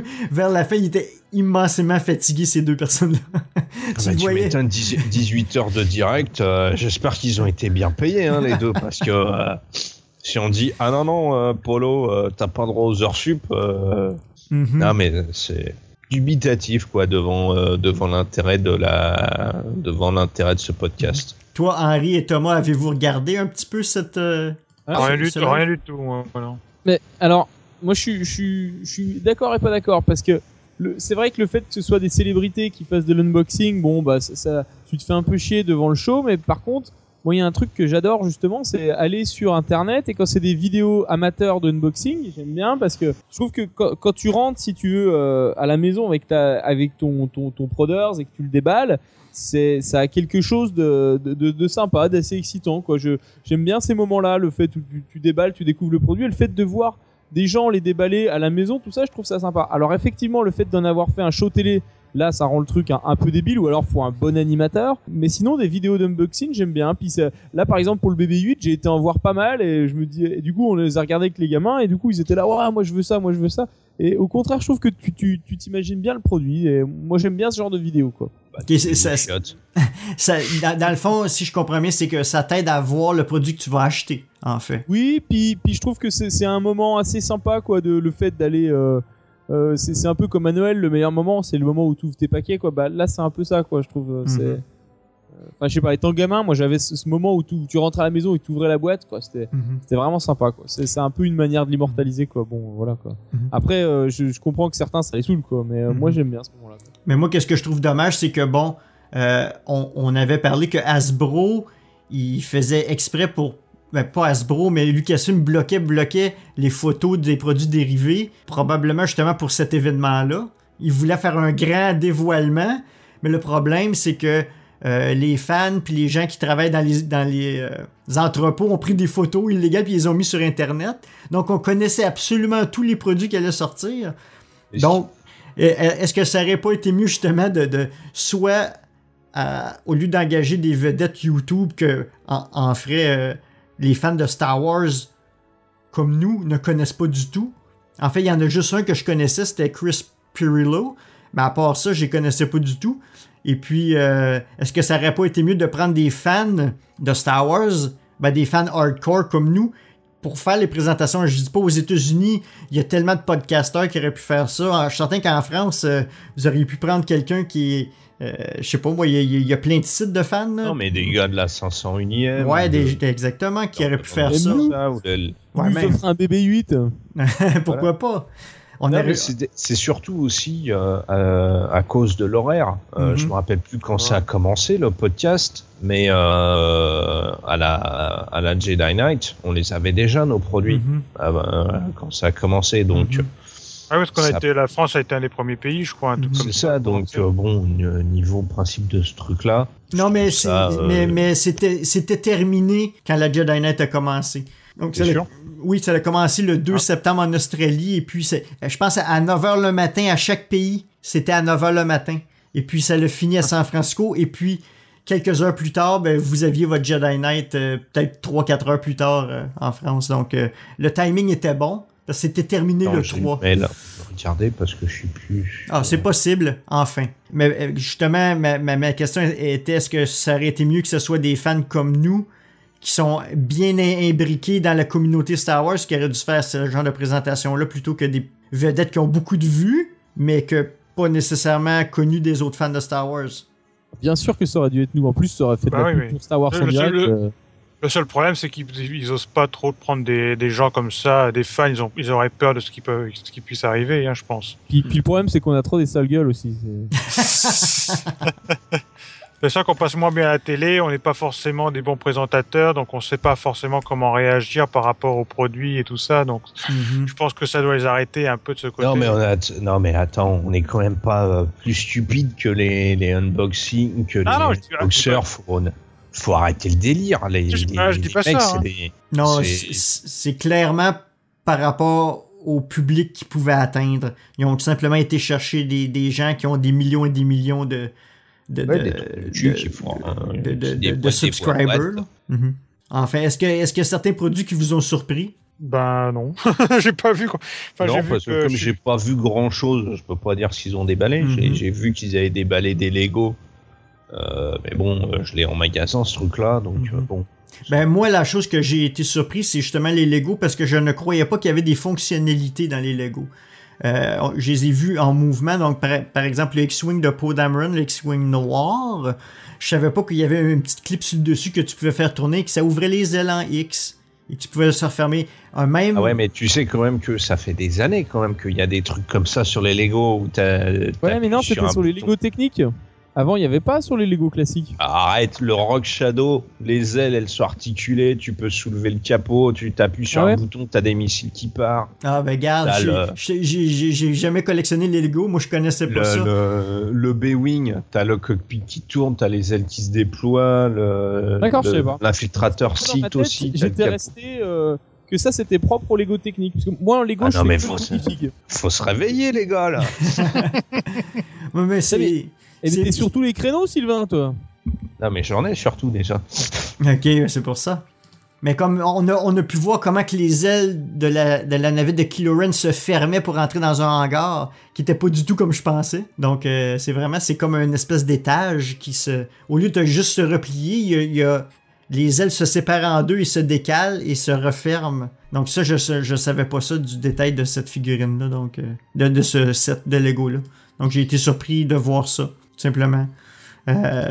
Pour le reste, le Faucon Millennium, oui, j'ai été surpris de voir l'évolution qu'ils en ont fait, mais bon, ça reste un véhicule de Hasbro qui m'intéresse pas du tout. C'est bien. Maintenant, en France, là, on parle du unboxing qui se déroulait juste avant les ouvertures à minuit. Donc, à Paris, oui, il y avait quelque chose au Toys R Us et au Disney Store à Paris, mais toi, Sylvain, tu étais à la Jedi Knight, à la Grande Récré. Qu'est-ce que tu peux nous raconter de tout cet événement-là? Et on va vous faire aussi entendre une petite entrevue de Patrice Giraud qui nous a entretenu un peu sur l'idée derrière Jedi Knight.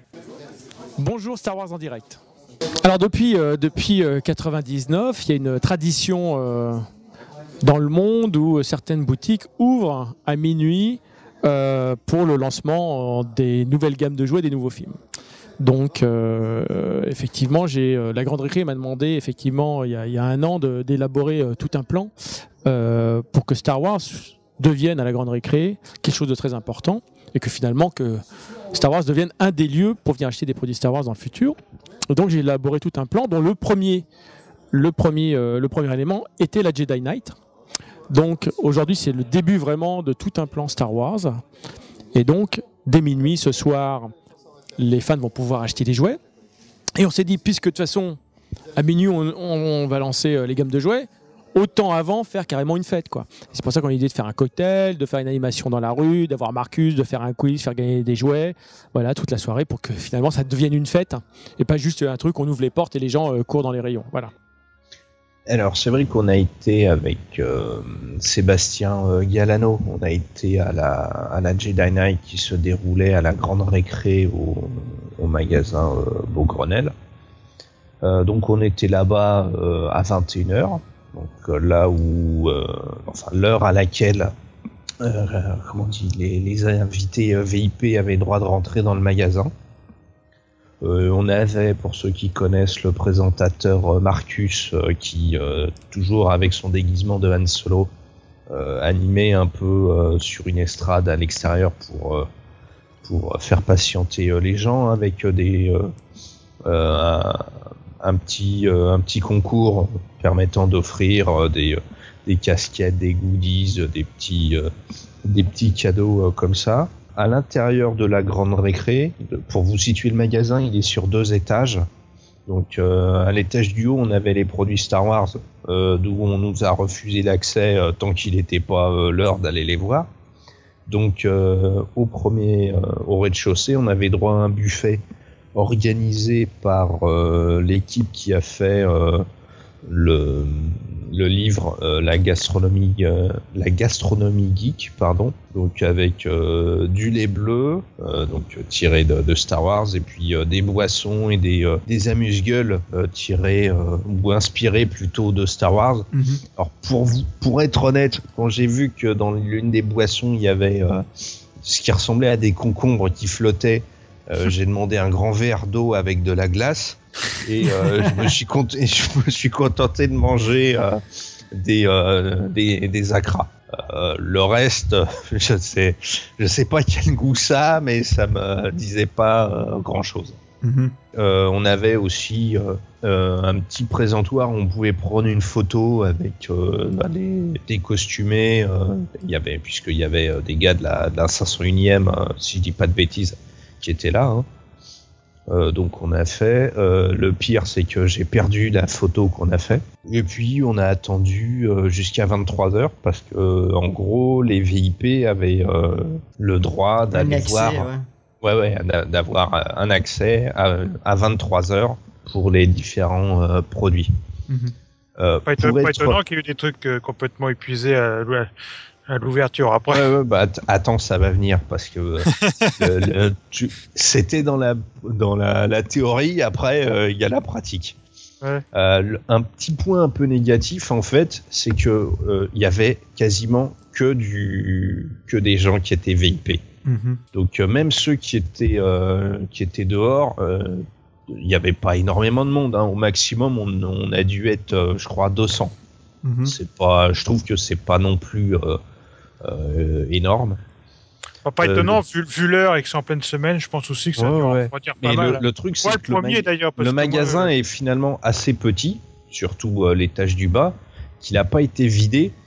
Donc quand tu as une 50aine de personnes là-dedans, plus le personnel de la Grande Récré, plus des représentants de Disney, ça fait beaucoup de bouchons, c'est quand même une bonne ambiance parce que on a croisé Marcus, on a croisé Patrice Giraud, on a croisé la personne de Panini avec qui on a fait un podcast il y a pas longtemps. Aurélien, voilà. On a croisé des gens, j'ai discuté avec des gens de la Grande Récré, donc avec Aurélien, avec d'autres fans, et aussi, je le remercie, avec la personne qui m'a permis d'avoir un pass VIP, Jérémy Noyer de Planète Star Wars. C'est grâce à lui que j'ai pu avoir ce pass-là. Mais c'est vrai qu'attendre de 21h jusqu'à 23h dans un espace finalement assez confiné, c'est bon, à 22h30 tu les sens tes jambes, hein. Donc à 23h en fait on a commencé à monter dans les escaliers petit à petit pour pouvoir accéder aux prodeurs. Donc ils ont fait, puisqu'on a été filmé par les équipes de la Grande Récré, tout ça avec l'ambiance, c'est limite si on n'a pas couru sur l'allée qui avait été spécialement aménagée pour atteindre les produits. Un petit point négatif, et c'est ce que Raphaël, je crois, disait, c'est que des produits, il n'y en avait pas non plus des masses. De tête, il y avait des fringues, des t-shirts, des casquettes et des sacs Star Wars. Il y avait des Furby Chewbacca. Il y avait des Hasbro, le X-Wing d'Ameron. Il y avait des Lego, alors de tête, je sais qu'il y avait le Faucon, je sais plus s'il y avait la T. Je crois qu'il y avait la navette et c'est tout. Il y avait des figurines Hasbro, bien entendu. Il y avait les figurines de 6 pouces, là, Black Series. Mais il n'y avait pas grand-chose d'autre. Par exemple, le Master Replica de Kylo, il ne l'avait pas. Le BB-8, il ne l'avait pas non plus. Même si le sabre, ils avaient organisé un petit concours pour pouvoir le gagner. Malheureusement, je l'ai pas gagné et j'ai pas réussi non plus à voler le sabre. C'était le seul sabre, il le faisait tirer. Ouais, c'est celui qui va être disponible dans pas longtemps. Ils en avaient donc un modèle pour lequel on pouvait jouer avec et qui nous était présenté. Et un modèle sous boîte qu'ils avaient récupéré. C'est lui qu'ils ont mis. Pour l'anecdote, il est très très lourd. Ah oui. Il est beaucoup plus lourd que ceux que j'ai déjà utilisés. Et instinctivement, tu le tiens deux mains. Okay. Je crois que c'est l'idée qu'ils ont voulu donner. C'est vraiment, t'as une épée bâtarde dans les mains. C'est pas du tout un sabre japonais ou. C'est un glaive. C'est comme un glaive. C'est ça, c'est un bon gros glaive. L'animation de la lame, c'est vraiment comme celle dans la bande-annonce. T'as la grande lame qui s'allume, et puis une fois que c'est terminé, t'as la garde qui s'allume. Le petit bémol, c'est que je trouve que la lumière fait trop rose. J'aurais voulu un rouge beaucoup plus pétant que l'espèce de rouge rose pâle qui est fait. Est-ce qu'il y a un clignotement dans le sable ou le son, est-ce qu'il représente un peu ce qu'on voyait dans la bande-annonce, un peu plus comme une flamme ou un peu plus avec plus de crépitement? Non, il n'y a pas du tout de clignotement. Niveau du son, comme personne m'a laissé lui taper sur la gueule dessus, je ne sais pas quel son il fait. Je crois que je l'ai entendu un moment parce que quelqu'un l'a secoué un peu fort. Mais j'ai pas souvenir du son qu'il fait tellement il y avait de bruit. Donc nous membres VIP, on a pu accéder aux produits, donc voir les différentes figurines, les figurines Hasbro et donc on a patienté gentiment jusqu'à 23h45 parce qu'en fait ils se sont aperçus qu'on était quasiment déjà tous devant le rayon. Et que comme on était déjà en train de faire moi je veux ça je prends ça, en fait ils ont fini par ramener tout le monde parce que sinon les mecs à minuit ils allaient venir et ils se seraient trouvés devant les figurines Chewbacca. Ça doit être les seuls qui n'ont pas été dévalisés. D'accord. À ce propos, j'ai deux petites anecdotes là-dessus. Oui. Il y avait le capitaine Phasma en figurine Hasbro 3 pouces là. Il y en a eu très très peu. Et pour vous donner l'idée, quand la malheureuse petite vendeuse est venue avec 2 nouvelles figurines de Phasma qui est planquées dans un coin pour les poser au rayon. Pour vous donner l'idée de l'ambiance, vous voyez Jurassic Park, la scène où il donne à manger au Raptor, c'est à peu près ça. La pauvre nana a à peine posé la boîte, vous avez déjà 5 mecs qui se jettent sur la boîte. Bon, toujours dans la bonne humeur, personne s'est foutu sur la gueule, ni a protesté, ni je l'ai vu avant. Mais bon, je me mets à la place de la nana. Elle se dit, les mecs, ils sont tarés. J'ai à peine posé la boîte. Les mecs, ils sont déjà en train de me la prendre des mains. Pour la petite histoire, comme j'avais bien sympathisé avec l'un des responsables de la Grande Récré, quand je l'ai vu récupérer encore 3 capitaines Phasma des mains, je me suis mis devant lui et puis j'ai pleuré comme un petit chien. Et je l'ai récupéré. Oh, bravo. Ouais. L'autre truc un peu plus sympathique, c'est que j'ai acheté personnellement 5 figurines, donc Phasma, un Flamme Trooper, un Stormtrooper, le Elite Trooper, la noire sur son speederbike, et un Kylo Ren en version c'est avec la pièce d'armure supplémentaire là dans la Hasbro. Et en fait c'était la figurine de Kylo qui était pile au milieu du rayon, et je me suis aperçu d'un truc, c'est que la poignée elle est pas peinte, donc j'ai un Kylo Ren encore sous blister avec son sabre entièrement rouge, la garde n'est pas peinte en métallique. Donc pour ceux que ça intéresse, je vais la mettre aux enchères sur eBay, mise à prix 1 000 €. Oui, des faux de fabrication, des fois ça vend. Ah oui, c'est. Et puis quand je me suis aperçu de ça, j'ai tout simplement demandé aux responsables de la Grande Récré s'ils pouvaient me la mettre de côté. Et comme personne d'autre ne la voulait, ne l'a protesté, c'est fait. Je me la suis mis de côté. Excellent. Donc c'était assez marrant. Honnêtement, je sais pas encore si je vais la sortir ou si je vais pas la sortir. Attends de voir, fais quelques recherches. Si t'es le seul qui a ce problème. S'il y a un collectionneur qui est intéressé, qui n'hésite pas à nous contacter, on verra ce qu'on peut faire. Bah les potes. T'es pas toi t'as rien dit là-dessus. Et comment ça s'est déroulé le reste de la soirée une fois que les gens ont vidé les étalages? On s'est tous dirigés nonchalamment vers les caisses. On a chaque personne qui faisait un achat avait droit à un sac à l'effigie de Yoda avec un poster à l'intérieur, un micro-machine. C'est celui qui ressemble qui est un casque de Stormtrooper. Vous l'ouvrez et vous avez une mini-figurine d'Amron à l'intérieur et un vaisseau de transport du premier ordre.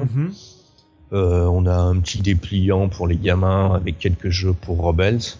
Donc c'était sympa. Moi j'ai bien aimé finalement l'ambiance parce que j'ai vu plein de monde. En plus j'ai pas arrêté de courir après Sébastien qui lui-même courait après Patrice Giraud qu'il essayait d'interviewer. Donc on a discuté avec Giraud qui a essayé de me voler mon capitaine Phasma, mais bon, vous me connaissez, je lui ai cassé les 2 genoux.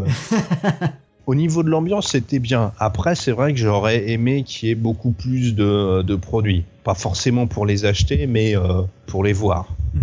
Et me faire une idée. Après, c'est vrai que le magasin était assez petit. Pour moi, il aurait, même si logistiquement c'est quasi mission impossible, ils sont obligés de fermer une journée avant. Il aurait mieux valu vider les rayons et déplacer les meubles pour laisser plus de place, parce que de 21h à 23h, t'es obligé de rester debout, t'as aucun moyen de t'asseoir, le bar il est pris d'assaut. Mais bon, c'était quand même une expérience et une première phase d'un développement tel qu'on va vous faire. C'est ça, ouais. Je pense qu'il y aura d'autres événements. Après, le personnel de la Grande Récré est très très sympa. Alors, est-ce que c'était juste parce que j'étais un VIP et puis ils se sont aperçus que j'étais pote avec Sébastien? Je pourrais pas le dire. Le seul point vraiment négatif que j'ai eu, c'est quand Sébastien et moi on a fait la fameuse photo que moi j'ai perdue, qui me fait bien chier, avec un Stormtrooper de la 501e devant un blister à l'effigie du réveil de la Force. Il y a un représentant de Disney sorti d'on ne sait où qui a dit plantiez-moi ça, on a pas le droit. Honnêtement mon gars, si tu nous écoutes, c'est un peu abusé. Je sais pas, déjà on est tous à la soirée. Ton affiche, c'est celle qu'on voit sur les boîtes Hasbro avec la tête de Kylo plus un autre Stormtrooper. Et même si je dis pas de bêtises, le poster qui a été fourni par la Grande Récré, c'était cette affiche. Donc bon, le coup du planquez-moi ça, on n'a pas le droit, c'est pas le moment, faut peut-être pas exagérer là. Mais enfin, Sylvain, je sais pas de quoi t'as l'air, je t'ai jamais vu, mais j'ai un extrait vidéo de Sébastien, un Stormtrooper et une autre personne. Tu sais peut-être l'autre personne. Un grand con avec les cheveux courts, blancs et gris et des lunettes. D'accord, je vais vérifier. Donc, Et puis si je dois parler sur l'extrait, tu dois reconnaître ma voix, je crois. Non, tu parlais pas, il n'y avait pas de son. D'accord. Mais bon, ça a l'air généralisé qu'il y a eu des endroits, je parle un peu globalement autour de la planète, il y a eu des endroits que ça s'est bien déroulé, les ouvertures à minuit, et d'autres endroits que ça s'est vraiment été des mauvaises expériences, souvent parce que le stock n'était pas là du tout. C'est ce que, en discutant avec les gens de la Grande Récré, ils ont eu, c'est vrai, très peu de stock. En gros, moi, ce que j'ai compris, c'est que ce qu'ils avaient en rayon, c'était que le stock qu'ils avaient. Hein. Et j'ai maté, ils avaient quoi 3-4 cartons derrière avec quelques réassorts de figurines Hasbro, mais rien de plus. J'ai un ami qui a été au Disney Store des Champs-Élysées. C'était la même. Ils ont eu quasiment les mêmes produits avec quelques trucs en plus, dont le BB-8, mais ils ont pas plus. Donc honnêtement, au niveau de la distribution, je pense que ils ont voulu limiter le truc. C'est le commencement de l'invasion, mais là on a que la première vague. Pour l'anecdote, il y a un magasin de jouets dans un centre commercial à côté de chez moi. Ils ont 3 boîtes de Lego différentes. Ils ont aucune figurine Hasbro. Ils ont les vieux sabres Hasbro pour gamins. Tu secoues pour faire sortir la lame et basta. Okay. Alors que c'est quand même un gros magasin de jouets. Ils ont plus de figurines Disney Infinity que de nouveaux Lego. Donc je sais pas ce qui en était du stock global, mais je pense qu'il est quand même très très limité pour le moment. On a que le début de l'invasion. Je pense qu'ils ont mis l'accent sur les événements et que derrière les autres magasins qui ne faisaient rien ont reçu un peu les restes. Hein. Je pense que ça a été principalement peut-être les Toys R Us, les Grandes Récré et le Disney Store qui ont été approvisionnés. Hein. Non, mais même ça, au niveau des figurines Hasbro, il n'y en avait pas 4000 à la Grande Récré. Des capitaines des Phasma, il y a dû en avoir 7 ou 8 à tout casser. Quand tu vois qu'il y a 20... Ouais, mais quand tu vois qu'il y a 20 Chewbacca qui restent, des troopers, le trooper de base, ils ont fait un réassort et il y en avait 2. Ils en ont ramené 2 supplémentaires. Idem pour le Flame Trooper. Parce que quand je suis passé rapidement au Disney Store, ils avaient absolument de tout, quoi. À part le BB-8 en sphéro, ils avaient des stocks pour toutes les figurines. Ouais, mais quand et à quelle heure? J'y suis passé en début de soirée, le 4. Donc, ils ont eu le temps probablement de remplir, de recevoir d'autres boîtes.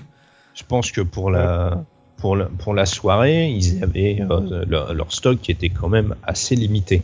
Est-ce que toi, Thomas, tu as été visiter certains endroits...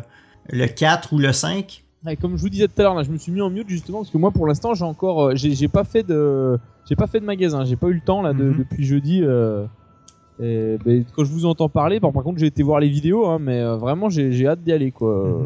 Moi pour ma part, j'ai absolument pas été parce que je travaillais tard le soir, donc j'ai été au boulot jusqu'à 1h du matin, donc j'ai absolument pas pu aller voir quoi que ce soit. Cependant, comme je vous dis, moi j'ai été à un magasin comme les BB-8, j'ai l'impression qu'ils sont enfin du moins en Amérique, qui sont une exclusivité dans certains magasins et que où est-ce qu'il va y avoir les figurines Hasbro, il n'y aura pas nécessairement de BB-8 de Sphero. Donc j'ai l'impression qu'il faut aller à la chasse un peu plus. J'ai pas été, c'est pas vraiment confirmé, là. J'ai pas fait de recherche du tout là-dessus, c'est juste mon impression. Et puis moi du coup aussi j'attends aussi d'y aller vraiment, j'ai envie d'aller découvrir ça avec les gamins quoi, tu vois, de voir un peu. Donc moi je vais avoir le plaisir, toi, d'être de grand gamin et puis en même temps de partager ça et tu vois, d'avoir la double lecture, tu sais, un peu comme quand tu vas voir un DreamWorks ou tu vois un Pixar et que t'as 2 degrés de lecture dans une vidéo ou un truc comme ça. Là sur le jouet c'est vraiment ça, c'est les 2 degrés de lecture. voir, tu sais, avec les yeux de gamin, tu sais, comme quand toi t'étais petit, que tu voyais les jouer, waouh, je voudrais tout ça et tout. Et toi, le côté un peu analyse de, voilà, tel perso, c'est bien foutu, c'est intéressant, machin. Et je trouve que c'est bien, quoi, d'avoir les deux, justement. Donc j'attends vraiment, ça va être le petit moment de plaisir, quoi. Donc une autre chose qu'on a vu lors de la sortie à minuit, c'est certains produits.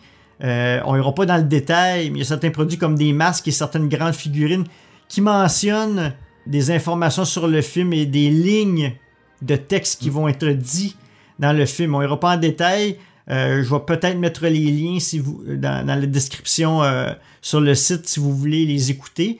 Mais on entend les accents, on apprend certaines informations sur le film. Donc, ça peut être considéré spoiler pour certains, donc je le mentionnerai pas. Mais il y a la figurine du capitaine Phasma, où est-ce qu'on apprend le code d'identification de Stormtrooper de Finn. La figurine de Kylo Ren, ceux qui connaissent l'histoire des spoilers, on peut clairement savoir à qui Kylo Ren parle dans certaines lignes. Et puis la figurine de Finn aussi, on découvre que Finn utilise, même si l'acteur John Boyega a un accent britannique de nature, il a un accent américain dans le film, du moins dans la version originale.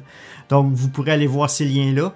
Il y a aussi la figurine de 48 pouces de Kylo Ren, que quand on enlève son capuchon, on découvre que son casque a une inspiration de Darth Vader. Donc à l'arrière, ça retrousse un peu comme le casque de Darth Vader. Donc on pourra vous mettre des images dans la version rehaussée, etc. Donc c'est quand même intéressant. Mais c'est surprenant qu'il y ait certaines figurines, pas certaines figurines, mais qu'il y ait dévoilé certaines informations comme ça. On est quand même assez d'avance par rapport à la sortie du film. Donc ça reste à voir ceux qui sont intéressés à cela. Donc en gros, l'expérience de la Jedi Knight a été positive. Est-ce que tu espères qu'il va en avoir d'autres du même genre ou que ça devienne une tradition en France? Bon, qu'il y en ait d'autres, oui. Que ça devienne une tradition, je sais pas trop, parce que ça, à mon avis, c'était plus pour relancer la machine avec des nouveaux personnages, mais tu peux pas non plus faire ça tous les 4 matins parce que t'as des nouvelles éditions de telle figurine ou. Et comme Raphaël mentionnait, c'est pas comme en Amérique. En Amérique, c'est très très populaire, etc. Donc, et les gens y vont en quantité incroyable. Star Wars n'est pas ancré de la même façon dans la culture populaire. Hein. Exactement. Donc maintenant, on va parler avec Raphaël. Il a noté plusieurs prodeurs avec du positif et du négatif lors de Force Friday. Donc, Raphaël, je te laisse la parole. On l'attendait, hein, cette fameuse soirée américaine, sauf que ça se passait en France. On l'attendait, les super magasins avec les super feux d'artifice, et peut-être parce qu'il pleuvait, les pétards étaient mouillés. Pour faire simple, oui, buzz. Il y a des endroits qui étaient privilégiés, ça on peut pas le nier, en région parisienne, vraiment des choses très intéressantes. Après, comme je dis, il y a des endroits où on essaie de faire mieux dans nos provinces, c'est-à-dire qu'à Lyon, ils ont fait des choses intéressantes aussi. Le problème de ce genre d'événement, c'est que à force ou à défaut de vouloir copier ce que font les Américains, il faut connaître la culture aussi américaine du jouet, quoi. Je veux dire que il y a que les Américains qui sont capables d'acheter un caddie rempli de jouets. Alors en fait, en France, on aurait bien fait ça aussi, d'avoir des caddies remplis de jouets. Mais malheureusement, les rayons étaient un peu vides. Vides, ça veut dire quoi? Tout simplement, c'est que les produits que tout le monde cherchait étaient en petite quantité. Ça veut dire quoi? Sur un colisage de 12 personnages qu'on voulait avoir, on voulait tous, par exemple le Stormtrooper, sur 12 personnages, il y avait qu'un Stormtrooper. Donc sur 24 personnages, il y avait 2 Stormtroopers. Sur 36 personnages, il y avait 3 Stormtroopers. Et il suffit qu'au préalable, le vendeur et le copain du copain vous restez que les 33 moins 3, les 33 invendables que tout le monde ne voulait pas. Pour ça, pour vous dire que c'est bien d'avoir fait. Je pense que c'est bien d'avoir mis une démarche mondiale. Après, c'est vrai, quand on compare l'effervescence qu'il y a eu au Japon, l'effervescence qu'il y a eu aux États-Unis, l'effervescence qu'il y a eu en Paris, il y a des trucs très intéressants à Paris.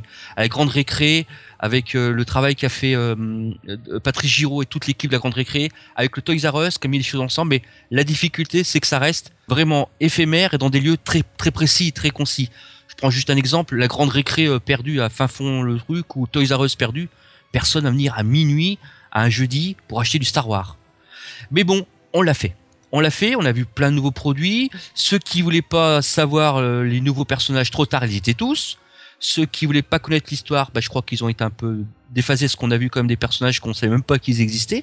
Ça veut dire quoi? C'est que les gens ont une approche déjà d'une partie du film. Quand je dis une partie du film, c'est quand vous regardez les Lego, vous voyez des vaisseaux qu'on connaissait pas, qui vont apparaître dans le film quand il y a certains personnages.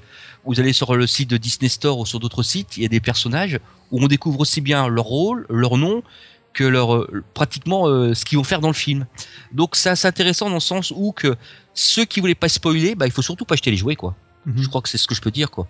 Je veux dire que quelqu'un on en parlait avec les autres sur l'histoire de connaître ou pas connaître l'histoire du film, sur le secret du film. Je pense que les jouets ont fait un rôle inverse en disant un peu plus. Alors un peu plus, il y a des choses qu'on a déjà vues dans les bandes annonces, mais on a vu un peu plus les choses évoluer. Et dans tout cet amalgame de jouets, on a oublié qu'à côté il y a des jouets qui sont sortis des super belles séries. Je prends juste la série par exemple de Sideshow qui a sorti une série très très belle sur le Stormtrooper de Ralph McQuarrie, qui est une très belle statue, qui reprend tout l'univers de dessin de la trilogie, où on voit toutes ces choses-là, que c'est assez bien fait. Il y a un très bon travail de fond sur Sideshow qui a fait sur cette collection-là. Il y a aussi une très belle série qui est sortie en catimini aussi, sans qu'on se rende compte, qui va arriver courant décembre, c'est Atticus. Oui, Atticus nous refait une petite série Elite.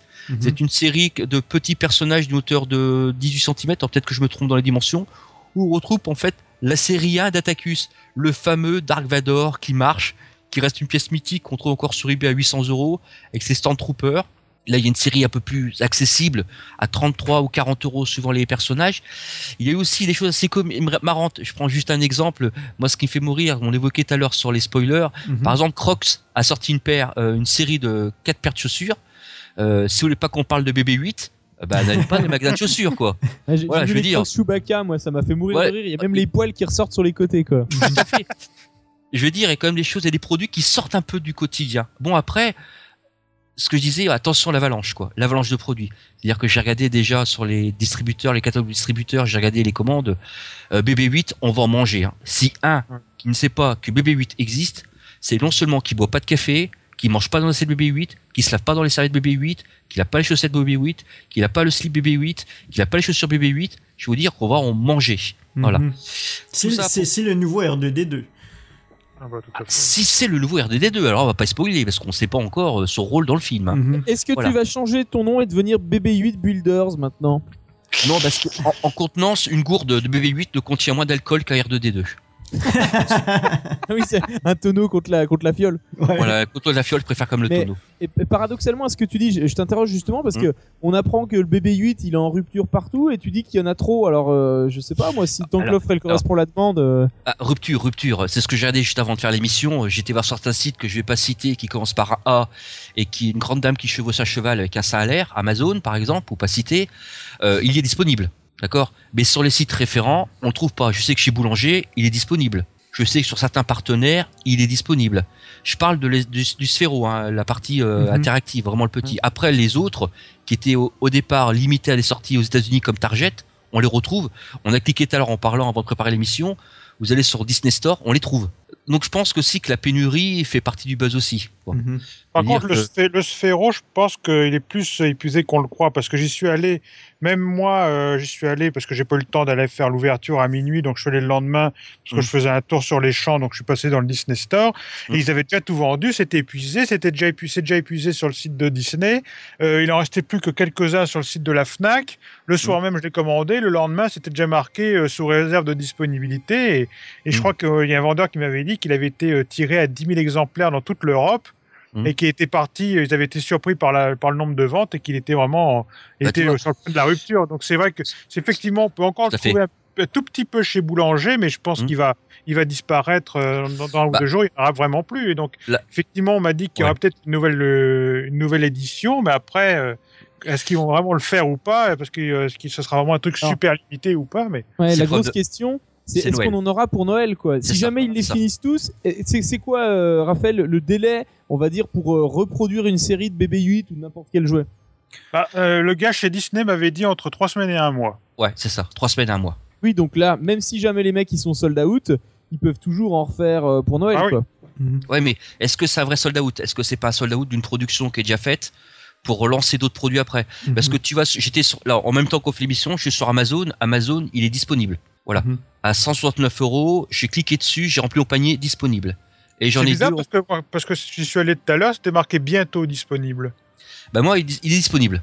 De 9 à partir de 9. Voilà. Et justement, tu pourrais nous expliquer, parce qu'apparemment, il y a plusieurs versions. Il y a la version avec le téléphone, plutôt pour adultes, et il y en a un plus gros, mais un peu plus, Ouais, c'est ça. Il y en a un un peu qui moins est fin, avec une télécommande pour gamins. alors, un peu plus moins fin, c'est-à-dire que la technologie n'est pas la même. L'autre, il est quand même plus intuitif et puis se manœuvre par ton téléphone, donc tout un système de gestion Bluetooth qui est assez compliqué et que le Sphero gère très bien. L'autre reste ni plus ni moins qu'un radiocommandé, mais le principe reste le même.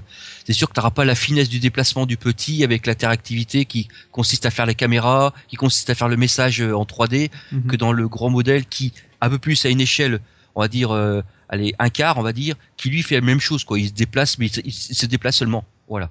Il va pour un gamin, c'est plus, quoi. Je crois que la tête ne bouge pas d'ailleurs sur le plus gros de Hasbro. Bah en fait, j'ai vu une vidéo d'un gamin qui jouait avec, et en fait, quand le gamin joue, la tête elle tombe. C'est ça, oui. Je sais pas pourquoi, mais en fait, je crois que c'est la boule du bas qui bouge, et si tu bouges trop vite, la tête elle tombe de la boule, quoi. Ok. Ouais, puis après, il faut comparer ce comparable. Je veux dire, on n'a jamais eu le R2D2 était plus simple dans son mode de fonctionnement que BB8 dans sa technologie. Voilà, quoi. On parle de BB8 parce que c'est le cas d'aujourd'hui, mais il y a une multitude de prodeurs qui sortent actuellement, qui rentrent dans une nouvelle technologie. On voit qu'on est tous fantasmés sur le Focal Helium en drone. Il est disponible. On peut prochainement avoir son Focal Helium extérieur télécommandé comme un drone, comme Parrot le fait pour ses produits. Dire l'évolution technique a fait évoluer aussi des produits vers d'autres univers. Mais à contrario, ce qu'on évoquait en catimini avant, c'est que la qualité des produits, l'histoire des figurines, j'étais déçu par une qualité aussi, il manque quelque chose, quoi. Il manque une finesse. Il manque une finesse dans le moulage, il manque une finesse dans la peinture. C'est vraiment les choses qui m'ont un peu surpris. Le chrome, le gris de certains personnages est un peu aléatoire. Et ceux qui ont pu voir les produits, ça reste des produits. Alors comme dit, c'est des figurines à 10 €, quoi. Voilà, quoi. Mais ça reste un peu sur un peu de un peu de tristesse. Il faut passer au-dessus, la gamme au-dessus, on va dire, la série Black, pour avoir des personnages un peu mieux finis. Voilà. Et je me demande si ça va pas arriver à une évolution entre les figurines grande distribution classique, qu'on va retrouver tout le monde, et puis des séries, qu'on va dire un peu plus travaillées, élites, des choses comme ça, puis encore une série encore un peu plus. Parce qu'aujourd'hui, quand vous voyez un sideshow qui est quand même pas accessible pour tout le monde au niveau du coût, hein, c'est pas non plus quelque chose qui est dans. Mais quand on voit le prix de ce type de structure, on dit est-ce qu'il faut mieux investir à contrario sur un BB8 à 168 € ou acheter pour 10 figurines en plastique. Voilà.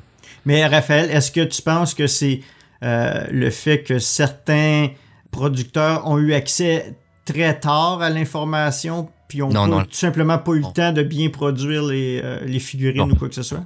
Non, on va pas me faire croire, c'est déjà tout fait à l'avance, quoi. Je veux dire, les post-prod étaient tout fait, les licences étaient déjà vendues, ceux qui étaient en catimini chez Lego avaient déjà vu les produits, ceux qui étaient chez Hasbro avaient déjà vu les produits. Je veux dire, l'élite savait déjà les produits qui étaient en vente. Dire, ils ont déjà lancé les lignes de production, les lignes de test, parce que un produit comme ça, entre le conditionnement et l'emballage, puis la distribution, puis l'homme de conformité, ces choses-là, les produits sont faits très en amont, quoi. Je pense surtout que c'est le fait qu'il a fallu produire peut-être vite, parce que le film sort vite, c'est ce qu'on évoquait au préalable, c'est plus le cas. Et je pense aussi qu'il y a une évolution des produits, c'est que faut pas oublier, moi je dis toujours que le marché suit une mutation, les imprimantes 3D permettent de reproduire aussi les jouets, avant c'était pas le cas. Donc il y a aussi ce moyen de faire vite. Et puis après, ce qu'on disait, la clientèle a évolué, c'est plus nous qui consommons, c'est nos enfants. Nos enfants, ce détail-là, ils le voyaient pas, quoi. Ils jouent avec.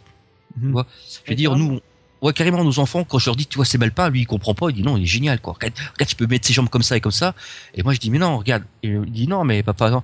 Parce que dans notre imaginaire, les premiers produits qu'on a eu de Star Wars à l'époque 77, c'était uniforme, quoi. C'est-à-dire que leur tête était super moche, mais on s'est jamais rendu compte que les têtes étaient moches. Parce qu'on était un enfant. Voilà.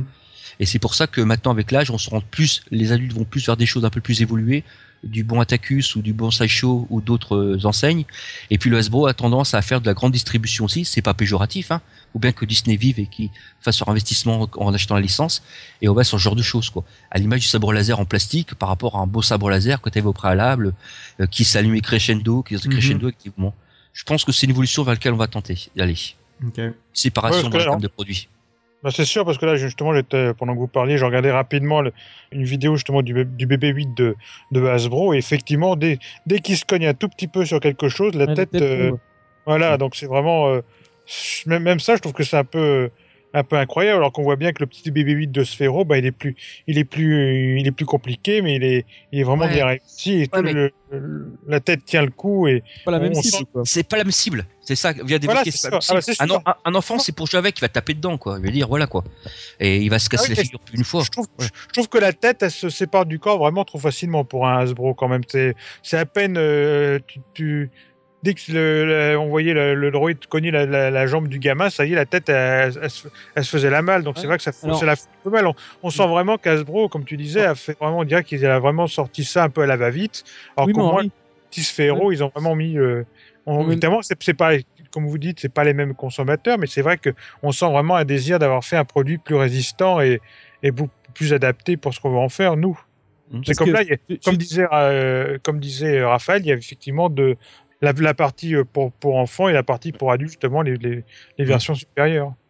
Et moi, l'impression que ça m'a donné, justement, la version, celui de Hasbro, moi, il m'avait l'air quand même plus costaud, plus mastoc. Et moi, je m'imagine, si jamais je prends, parce que visiblement, je vais m'en prendre un de BB-8, mais si je prenais le Sphero, je sais que mon gamin va vouloir jouer avec, il va faire deux jours, quoi. Il va finir dans l'escalier, il va être explosé. Ça je m'en doute aussi, ouais. Que, au moins, l'autre a l'air mastoc. La tête, elle tombe, mais le machin, il va tenir le coup. Et je sais qu'ils ont une voiture télécommandée, oui, mes gamins qui jouent avec, ils sont bourrins, bah le truc, il est intuable, quoi. Enfin, on en a pris des gamelles, oui, dans l'escalier. Tu vois, ça, c'est du spoiler, ça. D'ailleurs, le BB-8 de Sphero a une certaine masse. Vous le sentez que le moteur à l'intérieur, il y a un système. Mais il a l'air fragile vraiment... en même temps. Oui, non, je l'échapperai pas dans l'escalier. Je fais très attention quand même. Là. C'est pas pour n'importe qui. Là. Et puis en plus, si tu le pètes à 170 € et si tu le pètes à 60, ça te fait pas mal au cul pareil, quoi. Non, exactement. Non, mais c'est sûr, par contre, c'est vrai que je voulais te demander, Dany, parce qu'on en parle justement du Sphero, il n'a pas un risque de scratcher, de griffer un peu sa coque, parce que je me dis qu'il a l'air vraiment, il a l'air très lisse. Est-ce que sur du parquet ou un truc comme ça, est-ce qu'à force il risque pas de s'abîmer? Je dirais si vous allez pas dehors, vous allez être correct. Moi, je l'ai fait rouler sur du tapis du plancher, puis c'est du plancher en bois et c'est pas de problème. Mais même si tu le fais rouler sur du lino, le fait qu'il absorbe la poussière, au bout d'un moment, je pense que ça va quand même ça va le cramer quand même. Mais ils en font sur les tapis ou sur la moquette ou sur le lit, tu vois. Enfin, pour pas l'abîmer. Mais l'affaire qu'il faut que je vous dise, c'est qu'il n'y a aucune ouverture au BB-8 Sphero. La tête s'enlève, est aimantée. Mais elle est très très résistante et il n'y a aucune ouverture, tu le recharges par induction. Donc tu branches pas un fil, tu le déposes dans sa base et l'électricité passe dans aucun port, là. C'est vraiment par induction. Cool. Donc il n'y a aucune ouverture où est-ce que la poussière peut rentrer. Donc déjà c'est bien, mais puis c'est tellement lisse, tu prends juste un linge sec pour l'essuyer puis c'est fini. Mais je trouve quand même que ce BB-8, moi franchement pour moi niveau Proders, c'est quand même le gros truc, parce que je me rappelle que quand on avait vu la célébration à Anaheim et qu'on avait vu ce BB-8 dans les films et on se disait c'est une image de synthèse forcément machin. Puis le jour de la célébration à Anaheim, ils nous sortent le BB-8, tout le monde disait putain il existe pour de vrai, c'est même pas truqué et tout. Mais les mecs font non seulement ce coup énorme, mais qu'en plus ils te le sortent en Proders et qui fonctionne pareil chez toi à la maison. Donc là c'est vraiment le truc de fou, quoi. Moi je trouve que vraiment c'est gros coup de cœur sur ce BB-8, quoi. Ouais, mais Kenny Baker il a galéré à se mettre dedans, hein. Ils ont attendu que Kenny Baker fasse un bébé. Ouais, pour revenir à toute l'histoire des prodeurs, il y a vraiment une évolution, certains produits qui sont intéressantes. Après, ce que je dis, c'est le regard d'un vieux sur les jouets aussi, comme tu disais au Paralab, c'est des jouets pour les enfants. Donc les enfants, pour eux, ça les amusera, quoi. Mais pour revenir à ce qu'on disait sur la fragilité du BB-8, t'achètes pas un jouet à 68 € à ton enfant pour qu'il le jette contre un mur. C'est comme les Lego. Je veux dire, un Lego, un AT-AT le AT-AT qui marche, il est à 199 €. Tu vas pas le mettre à la portée de tes enfants, quoi. Voilà. Le Jawa qui coûte 389 € de chez Lego, tu vas pas le mettre à ton enfant pour qu'il joue avec, quoi. Mais je pense aussi que c'est une évolution dans le jouet où il y aura cette catégorie-là de jouets dits adultes qui sont des geeks, parce qu'on appelle geek, ça fait tendance. Moi, je vois de mon vieil âge, vous m'appelez le vieux, mais comme dit, le vieux que je suis, je joue toujours, quoi. Les jouets, pour moi, ça fait partie de ma culture, alors que c'était pas la culture de mes parents et d'autres cultures. Donc, je pense que c'est l'évolution du jouet qui fait que on arrive à ce type de produit aussi. Voilà, quoi. Parce que acheter un truc à 168 €, c'est quand même un coût, hein. Faut pas oublier que le SMIC est à 900 et truc, ça fait quand même 1/6 du SMIC, ou par là, ou 1/8, ça fait quand même une sacrée somme d'argent. Et puis, la technologie, je veux dire, l'adduction, aujourd'hui, rechargement par induction, à part un téléphone qu'on sait qui est par induction, on l'a jamais vu ça au préalable. Donc il y a quand même un sacré savoir-faire qui a été mis derrière et qui fait que le produit reste intéressant pour ça, pour les éléments. Mais je veux pas qu'on fasse l'ombre sur les autres produits, c'est ça que je dis, c'est qu'il faut pas que non plus que le BB-8 fasse l'ombre sur les autres séries, parce que Sideshow sort des très bons trucs, Gentleman Giant sort des bons trucs aussi, Croc sort des bons trucs aussi, et il y a quand même des éléments qui méritent qu'on s'y attarde aussi. Je pense que le BB-8 a permis de calmer un peu la sortie des produits, parce que tout le monde était un peu sur sa faim quand on a vu la sortie des produits, et BB-8 a permis de pouvoir monter en gamme dans ce type de jouet. Parce qu'on est bien d'accord, c'est pour partir, tu te lèves à minuit pour acheter un bouquin et repartir avec un poster. Voilà, c'est minuit quoi. Voilà, tu te payes 150 bornes pour aller dans un truc à Lyon, et quand tu reviens, t'as un poster, t'es super content quoi. Et puis tu vas sur eBay, tu vas avoir le même poster pour 5 €. Quand tu calcules, tu dis voilà. Et je pense que l'évolution va aller dans cette gamme-là peut-être. Alors je peux me tromper, hein, parce que je veux dire, je le saurais quand j'aurai vu le film, comme on disait à la fois. C'est le film qui va me dire si on s'est pas tous plantés, et je réécouterai les vieilles émissions en disant on s'est planté, ou dire putain. Voilà. Ben, la seule chose que j'ai dit, au-delà de BB-8, le fait que Gigi nous ait écouté et qu'il ait avancé le film, comme on l'avait dit à mercredi, c'était de longues négociations, et sans Star Wars en direct et d'autres sites, on n'aurait jamais pu le faire au préalable. Donc, faut pas oublier que BB-8 fait qu'une partie de l'ensemble des éléments qu'on peut voir aujourd'hui. Je pense que c'est surtout lui qui va prendre, je pense, quand même le centre de la scène dans la promotion, j'ai l'impression, en tout cas du côté des droïdes. Parce que c'est vrai que j'ai été vachement surpris du succès, même du petit Sphero pour le prix. Quand je me suis dit, je vais en acheter un, j'étais allé donc le 4 en début de soirée. Je me suis dit, pour le prix et la taille de l'objet, que j'allais en trouver sans problème. Et ben non, c'était déjà tout épuisé. Et ça m'a. C'est l'attrait de la technologie. BB-8, c'est quand même une sphère posée sur une demi-sphère, et qui roule et qui tient. Le truc, c'est ça. Je me fais pas d'illusions. Hein. Les BB-8, les Sphero, ils vont finir sur un coin de table ou posés sur un meuble. Hein. Oui, c'est plus une décoration. C'est plus une décoration qu'un décoration, c'est comme la Wii ou comme la Wii U. Ce sera le truc que tu vas sortir à l'apéritif. Tu vas faire tourner 10 minutes sur la table pour que tout le monde voit comment ça marche.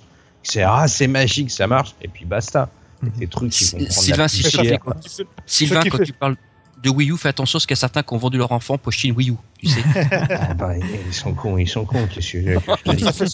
Ça fait quand même très peur de voir qu'il y a déjà des BB-8 en vente justement de Sphero sur eBay pour des fois 500, 400, 500 $. Quoi. Ça fait déjà ça fait peur. On n'a pas parlé des 375.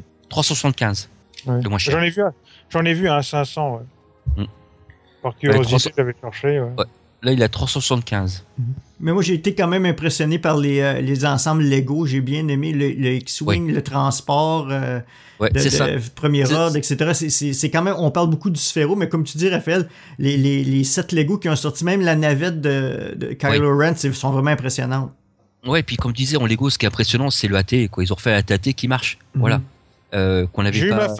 Malheureusement, quand j'étais petit, j'avais beaucoup de Lego. C'est vrai que ça m'est un peu passé maintenant, et je me dis que prendre des trucs où il faut plusieurs heures à monter, puis après tu sais pas où le placer, donc tu finis par presque le démonter 1 heure après. Donc c'est vrai que j'ai perdu un peu l'attrait du Lego. Bien que ça m'a amusé, parce que j'ai vu qu'on m'a offert pour en faire une critique sur MDCU du premier magazine Lego de Star Wars là en France de Panini, où tu avais justement un petit X-Wing à monter. Ça m'a fait quand même super plaisir. J'avais presque envie d'acheter d'autres Lego, mais je me dis qu'après ça prend tellement de place et t'as pas forcément le temps de les avoir ou de les monter. Et puis après, je trouve que ça prend vite la poussière. Et c'est vrai que ma phase Lego est un peu passée. Donc c'est vrai. C'est vrai que en Lego, quand on regarde, il y a quand même des produits qui sont sortis, quoi. Le Snowpeeder, je vais arriver, de l'ordre, il y a tous les nouveaux vaisseaux, on les voit quand on Lego. Je veux dire, celui qui veut pas savoir ce qui se passe dans le film, quand tu vois les vaisseaux, tu sais où tu situes l'activité et l'ensemble des choses, quoi. C'est un transporteur de troupes, c'est qu'il y a quelqu'un à un combat, quoi. Et puis en plus, comme Dany le partageait d'ailleurs dans l'après-midi, on a même vu des petites vidéos de promotion justement des Lego faites par Lego, et ça montrait. On se demande même si c'est pas des extraits de scènes du film d'ailleurs. Ils font la promotion promotion du Millennium Falcon par exemple, et puis on voit pratiquement une scène du film.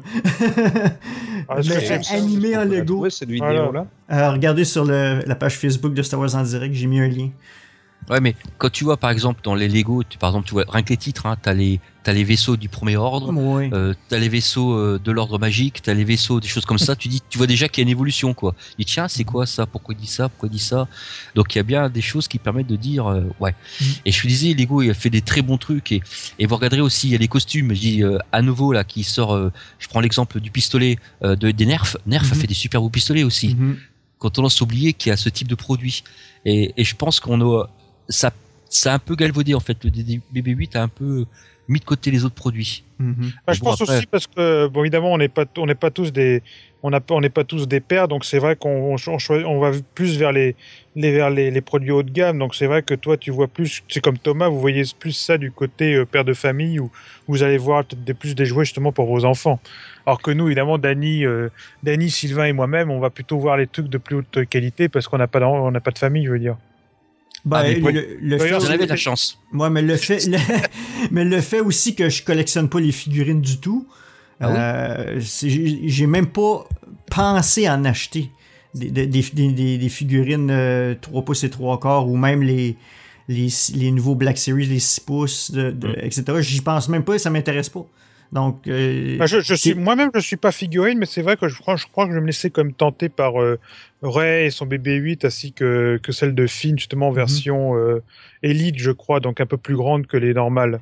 Je crois qu'elle valent 25 €. Et je trouve que comme j'ai quand même des figurines comme de chaque épisode, même si c'est pas beaucoup, je pense quand même que j'en achèterais quelqu'un, je sais pas, juste par exemple les personnages principaux, juste pour avoir quelque chose quand même. Mais je pense que le problème, c'est beaucoup plus pour les complétistes parce qu'il y a tellement de choses qui ont sorti. C'est hallucinant cette année. J'aimerais pas Steve Sansweet. Moi, j'ai regardé BB-8. En fait, je me suis amusé sur les catalogues. Je devrais pas dire, mais je veux le dire quand même.